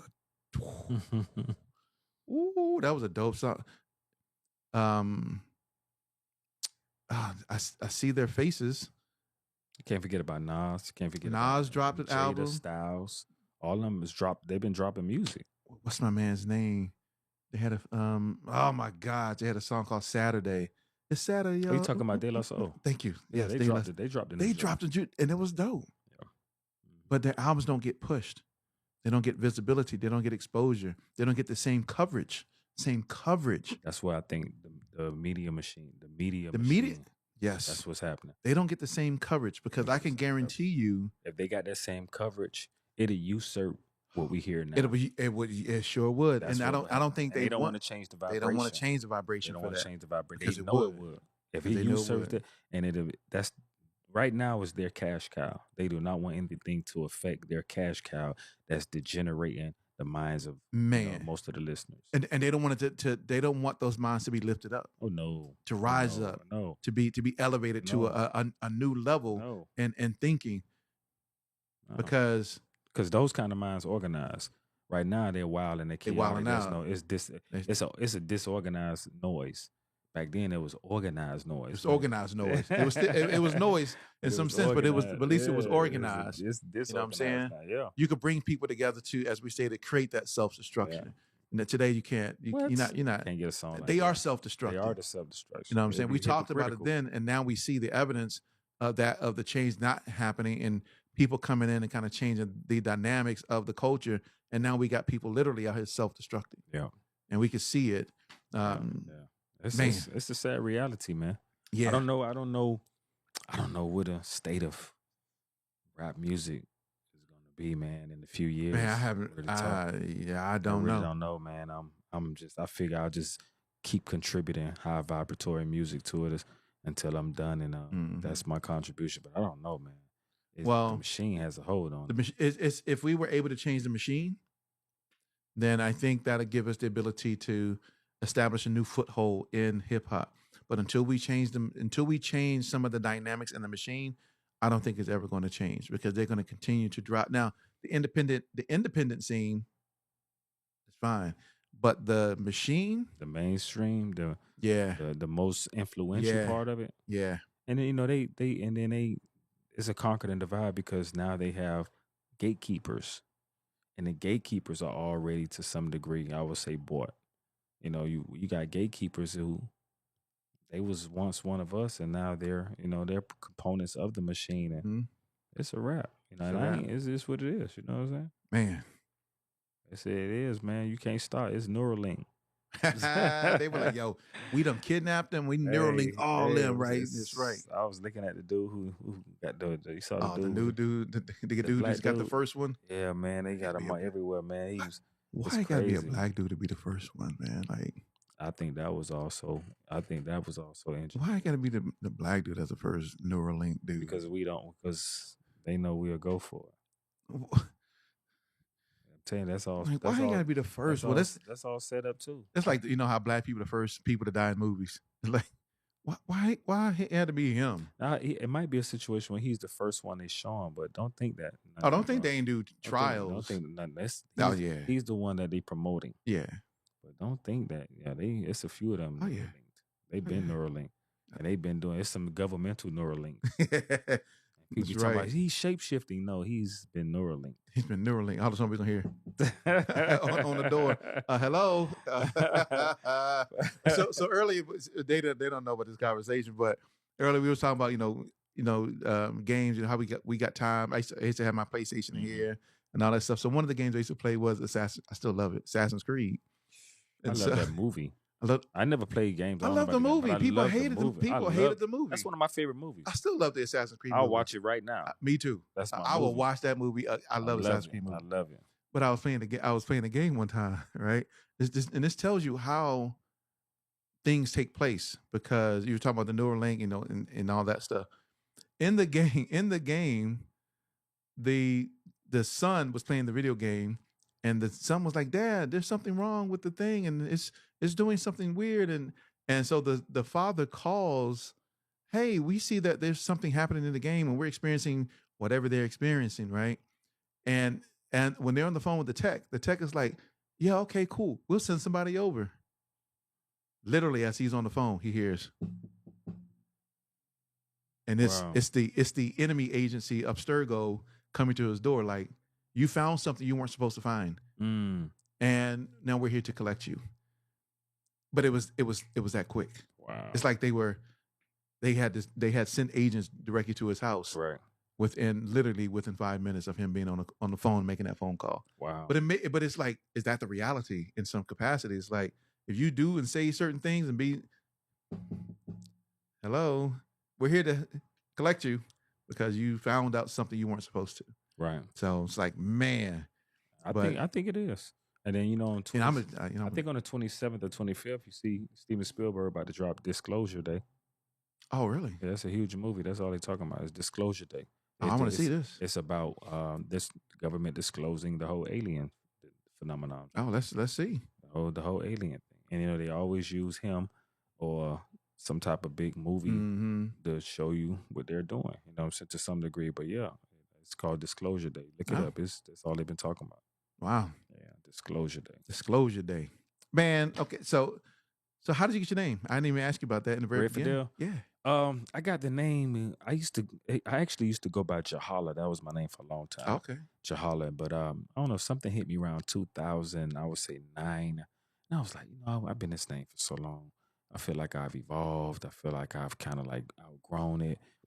I want to change my name. But I wanted something a bit more innocuous, something that does, because Jahala was like, to me, I felt like it was putting me in a box, because when you heard that, you already know I'm coming with some conscience. You coming with some God body stuff. Yeah, I can already hear. Yeah, it was, because it really was. That was how I was raised, Islamic and under Rastafarian, belief system. So I took the Jah part of Rastafari, we call God Jah, and Allah, and I put it together and make Jahala. Some people pronounce it Jah Allah, but you make a Leah song with the word to make Jahala. And I just feel like as I grew and evolved, I kind of outgrew that name and some of the concepts and precepts and the tenements of what those particular religions or way of thought, made you mandate yourself to. And I wanted something that I can be me, still be drop jewels, but be me and my funniness, be me. And if I felt like if I want to be on something, quote unquote, not so conscious, it wasn't restricting. I feel like I couldn't do anything outside of the box of what Jahala felt like. You know what I'm saying? And so I just, I came up with, I was vacillating around, and I was lottery around some names. And in Miami growing up, light skinned people like me, they call Red. Like a lot of when I was so young, everybody, hey Red, such and such, that was the little nickname. So I remember I said, damn, everybody used to always call me Red. That was my name. And then I'm of Cuban ancestry, so of course Fidel Castro. Yeah. And so that still appealed to the rebel side of me, because at heart I'm very radical.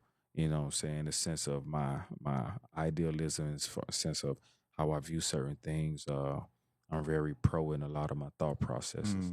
And but at the same time, so I was like, okay, I can encapsulate that with Fidel, but then the red part of me is like, just such and such. So and it felt good when I said it, Red Fidel. It had a little ring to it, and that's how I really came up with it. Just simple as that, nothing complex, no heavy thought. I was like, okay, just brought my ancestry together with something that was a colloquial name. Me coming up on the street, hey Red, such and such. And that's how I came up with it. Some people still call me. I go home now, hey Red, what's up, boy? I ain't seen you in a minute, boy. It's just what it was. You know what I'm saying? So, but the Fidel part, I threw on there. Yeah, it's always amazing how we go through a shift. Yeah, It was a shift. It was. I'm telling you, it was peeling at me, bro. I Yeah. was like, because my girl at the time, who was not my wife, I was like, man, I gotta change my name. She was like, but you been your name so long. I said, no, I just feel like it. I done outgrew it. I feel like you know how snakes shed that old skin. I feel like Mm-hmm. I'm breaking out of that, and I'm glad I did. I got a plethora of music as Jahala, like really dope too. But Red Fidel is the embodiment of, like, to me, I always say Jahala still writes the rhymes. Red Fidel performs them. Mm. You know what I'm saying? Jahala is still the writer behind all of it, but Red is who you get in presentation. Yeah. You know what I'm saying? Because if I was Jahala, then yeah, I'm a whole nother type. I'm Brother J all over again. Hey, what's up, brother Jay? Yeah, you know, one Brother of J mixed with Paris. Remember Paris? I do remember Paris. That's right. I do remember Paris. Dang, I do. You know, so there's another brother I had on the show. His name is he's of oh man, I want to make sure I represent him right. FOH. Fruit of FOH. Yeah, it's FOH, right? That's his name. No. That's the Fruits of Islam. FOI. No, FOI. Yeah, he's FOI. Yeah, Fruits of Islam. What's his name? Danique. Danique. Yeah, Danique. DA-NEEK. Okay, sounds familiar. Dude was dope. Yeah, he rhymed, right? Yeah, he's dope. I think I know you talking He's about. always wearing the bow tie with the he's suits dope. on. Yeah, he's dope. Yeah, I know you're talking about. Yeah. So He's my homie is his manager. okay. Dope rapper. Bro. Yeah, he's dope. Oh my gosh. Yeah, he's dope. Oh my gosh, bro. Like, yeah, he's real nice. Real nice. Yeah. And so when I first met that brother, he came up here and did an interview. He's kind of saying some of the same things you were saying, but man, super dope. Just artistically, creatively, drop bars. You know what I'm saying? He used to go by a different name, and then he kind of like, I need to. And I think people go through that. You do. If you're think, constantly growing, I feel like sometimes you should like. And this is off what we're talking about. This is a testament to growth. And I don't know your take on this person, but let's just say Malachi York. You ever heard of Malachi York? Mm-mm. Malachi York was the leader of the Nuwaubian Nation. You ever heard of the Nuwaubians? Mm-hmm. Well, the Nuwaubian, Malachi York is now in jail. They trumped up some charges with him regarding some sexual allegations with kids or whatnot. So, they always get us with drumming that. up stuff. All they got to do is say that, and we fall for the banana in the tailpipe all the time. Well, anyway, he went through, must be like 5-6 different names, though. Malachi Z. York, I think, is his born name. Then he was Amanubi Ruakpata.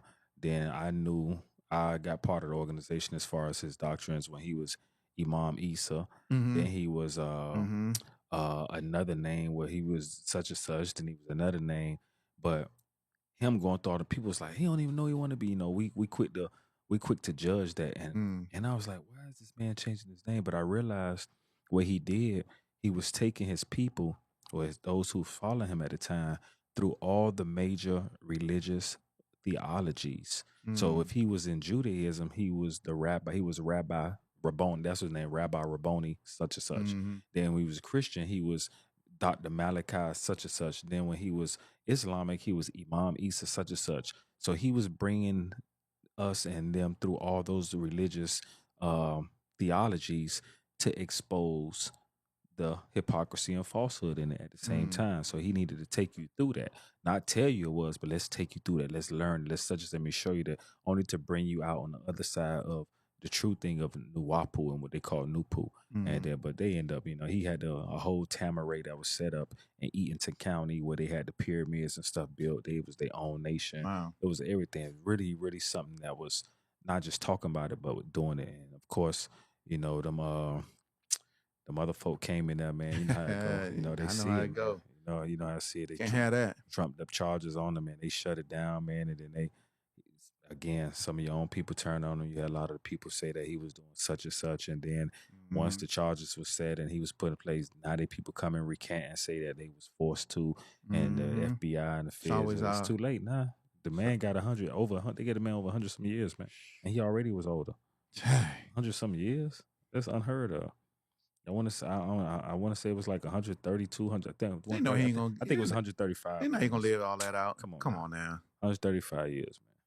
But there's been nobody, and it's been some great teachers, but I don't think there has been anyone on that level of master teachership. Mm. You know what I'm saying? As far as what he was saying, I wasn't a follower. I wasn't a follower, but I can give homage where I say, yo, dude was really on something else. You know what I'm Right. saying? No matter what it was, he was touching on something basic. But I Right. only use that to say, give an example of how you can break the crucible of certain thoughts, and Mhm. a name is a tone, and the tones that people don't realize. When I say, like, my real name is uh Marcel, so when I say Marcel, that has its own tone. You know what I'm saying? Fidel has its own tone. Jahala has its own See tone. how You you know what I'm saying? pronounce See it. how time, You like Jahala, right? It's Jahala. how You know you what I'm saying? pronounce So it, it's right? like everything has its tone. Right. So that causes a different vibration. Mm. Different elemental comes into play when that, and the elemental is a different force that comes into play. So, people don't realize it's that deep, but them other folk know it. Yeah. Other folk know it. The folk who study you know it. Mm-hmm. Because people be studying us. They study you. They know you more than you know yourself. And that's why they do. got you in that situation, young man, because they know you. They They know do. how you going to react. They know how you react. And now that they done gave your boy 35, I think 35 or 32 years Who's for, that? Carmelo? yeah. I think that's like, the number may not be right, but they done found him guilty. They know how you going to react when they found the little Asian man not guilty for killing the boy. You know what I'm saying? They know exactly what you're going to do. Exactly. And And they know exactly and you know what they know what you're gonna do? nothing. Well, they know that we're gonna speak out a little bit. Oh, We're that's gonna all we get some gonna out. do. And we're gonna go right back to eating Get some Chinese Al food. Sharpton involved. We're gonna get some other. And we're gonna go back to And then eating we're gonna Chinese go. food. We're We're gonna go back to the nail yeah, salon. yeah. And then they got the Asians getting bold where they all on there talking trash. The Asian dude talking about what you ninjas gonna do. We got our own Chinatown. We got such and such. Y'all ain't gonna do nothing. And you need us. But when they bold now, Yeah. and they can honestly do that because you gonna go back to You're them gonna anyway. go back. They organize. That's the one They thing. organized. That's the one thing is that they're organized. Very organized. I saw and then I got one more question for you. I saw a clip. Was it in the movie? I think it was in the movie where like a black gangster went to like a China mafia guy, Mm-hmm. and the China mafia guy was like, "Man," he said, "y'all got all this stuff." He said, "But one thing y'all don't got, y'all ain't organized." He said, "If y'all were organized, y'all could really take over, but y'all ain't. Y'all ain't organized, and y'all spend y'all money in everywhere else except your own community. Y'all don't own nothing. You don't build nothing. You're not investing into your own community." He was like, "So y'all not organized in any way." He said, on the flip side, we organize. We invest in our own. And I can tell you firsthand, when somebody comes over from China, they taking care of that people. They got a house. You staying at the house. They paying this. They're gonna give you a thing set up here. Mm-hmm. Like they're gonna ensure that people are. But we don't. We as a collective community. No. We don't do even want our not family do members that. to live with us. I know. But that, man, They gotta go. No, you gotta go. Family members gotta go. It didn't used to be like that. It didn't. It didn't used to be like that. It didn't. Sometimes. Well, when you think about that, those cultures, everybody understood the roles that they played in those cultures and what was required of them. Mm-hmm. So they knew that if I'm coming over here, I had to do X, Y, and Z in order to maintain. And if I didn't, they shipping me back. They going like you're not contributing in the way that you're supposed to for the betterment of the community. You can't. We got to ship you back, and they would ship you. They would ship, and I've heard, and I know people firsthand. They ship them back. Ship them back. Yeah, and it's like, and we're not at a point where we are doing that because we're so, and they got us because we're so caught up in sports and fame and rap and singing and we don't have time to collect. Even our rich people don't even want to help support the people and build infrastructure in the way that. Hey, man, on some level. Anyway, we supposed to be talking about music, That's music. That's what we talked about in music before. But that's right. What we talked about in music. It's inevitable to actually go this route in conversation because that's what makes the music. That's right. These are the topics that music needs to talk about, and that's what scares them. Because when we were talking about that, they was like, no.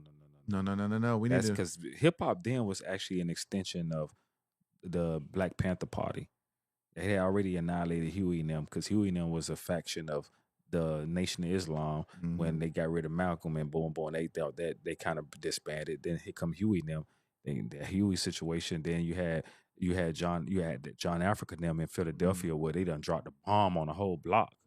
Like you dropped a bomb on these people. You bombed your own country. Like you they bombed these people. They bombed they burned. You know what I'm saying? Black Wall Street. Yeah, you bombed. I mean, so here come hip hop with this radical message. Now we gotta do something about this. And remember, it was a time in hip hop where the trend was wearing black medallions. Yeah. The X hat was the most sold item. I had an X hat. The X hat. I had an African medallion. We'll wear it around.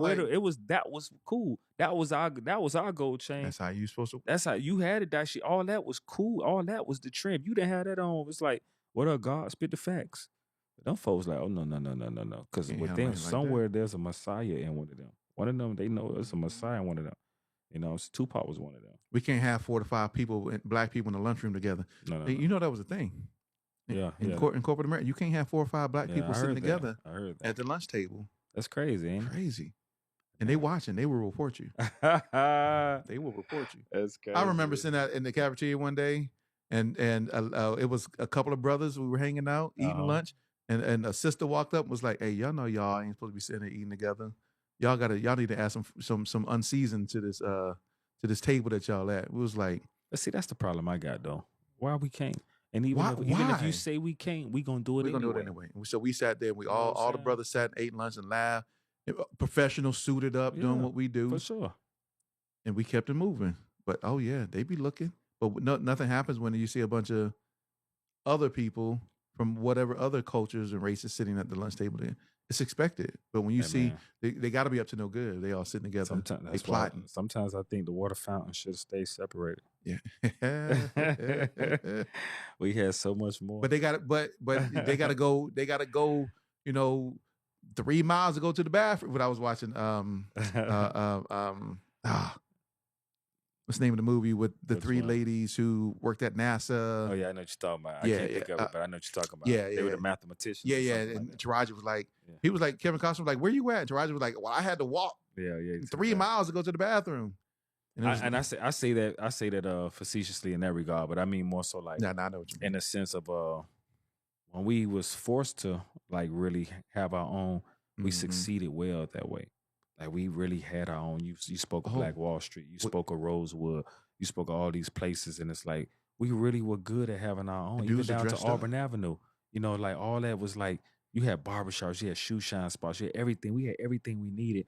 But soon as you were allowed to actually now eat with them, ride with them, see inside their lens, what happens is what you did and what we wasn't ready for was the natural act of assimilation. And you assimilated now to the point where you didn't actually forgot who you were. And you ain't even looking at you don't even trust your business people no more. Like we done assimilated so deeply into the psyche of them, like we're really we kind of more European minded. So the European, the detriment European black mind is called the ninja. That's the European black mind. Yeah, the ninja. The ninja is the ninja. That's the worst disease. That's worse than COVID, Ebola, everything else because we breed the ninja. There's a lot of little ninjas being born all over. You see them ninjas all born. over. They ninjas everywhere. I mean, you go to the store right now, a bunch of little ninjas. Ninjas in Paris, dude. Everywhere. Ninjas everywhere, boy.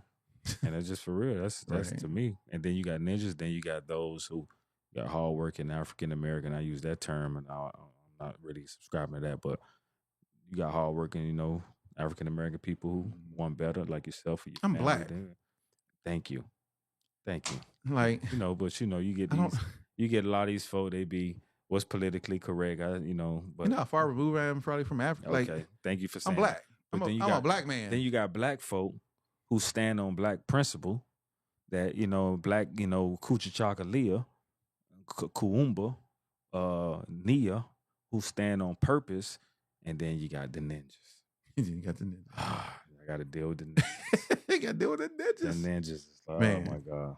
And this is what it is, man. This was a good conversation, man. Even though we talked about everything Nah, that's that hey. and kind of encompass music Yeah, and the yeah, whole yeah. nine, man. I just enjoyed it. Sometimes you don't get to talk with.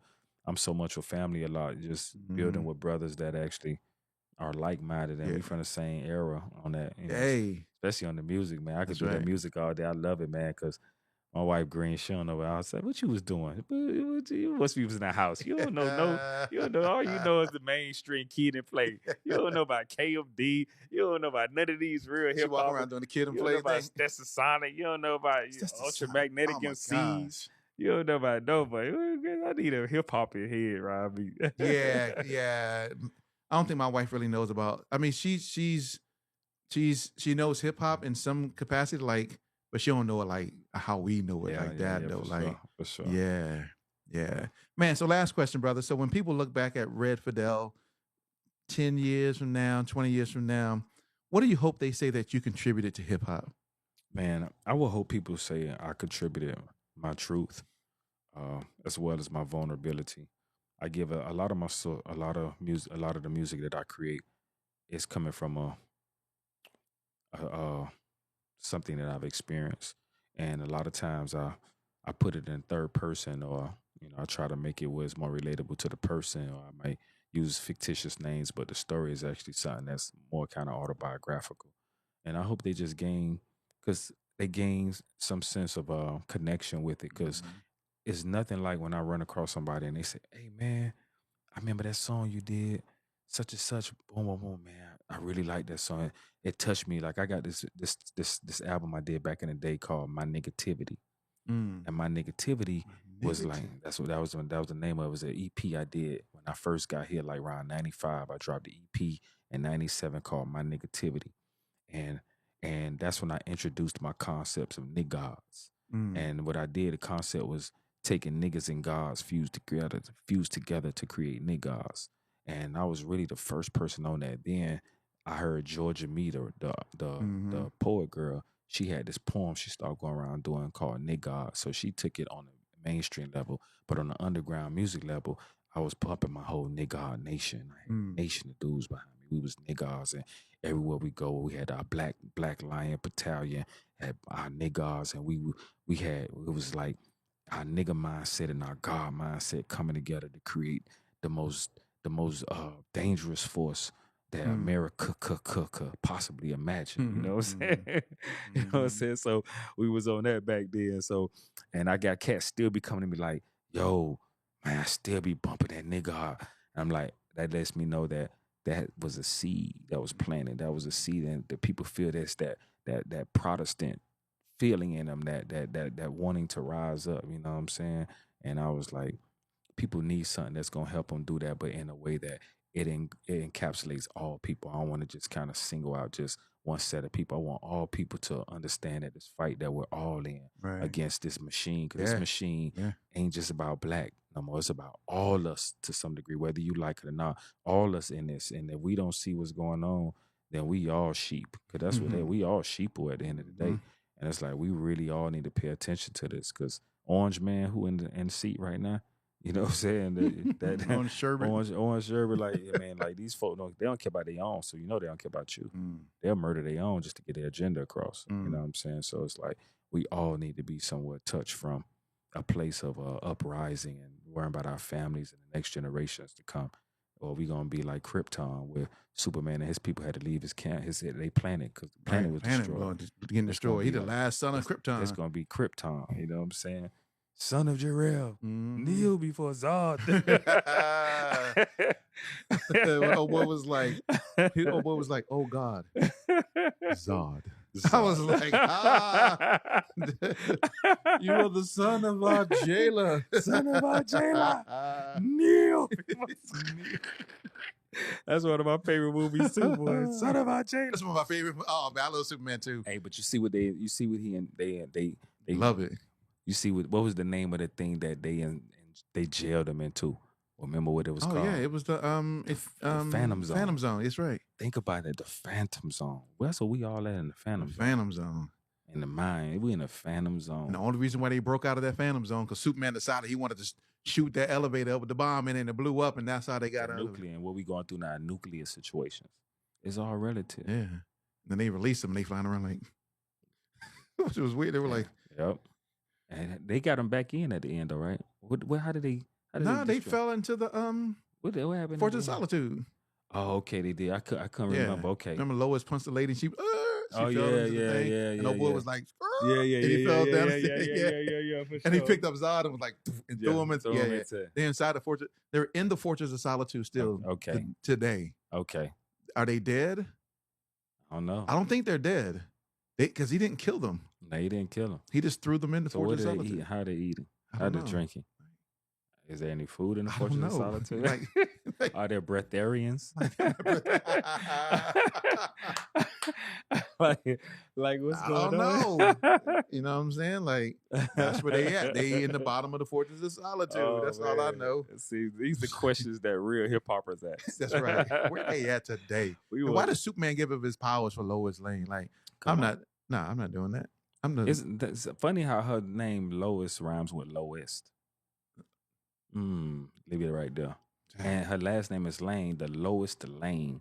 The Lois Lane. Think about it now. The lowest lane Lane. you How can many possibly ride in. Right. And he rode in that lane And he gave her them powers for and gave up his the powers. Lois Lane. And they became mortal and got his behind whooped from the truck and he died. My blood. he had never seen his blood. He was like, my blood.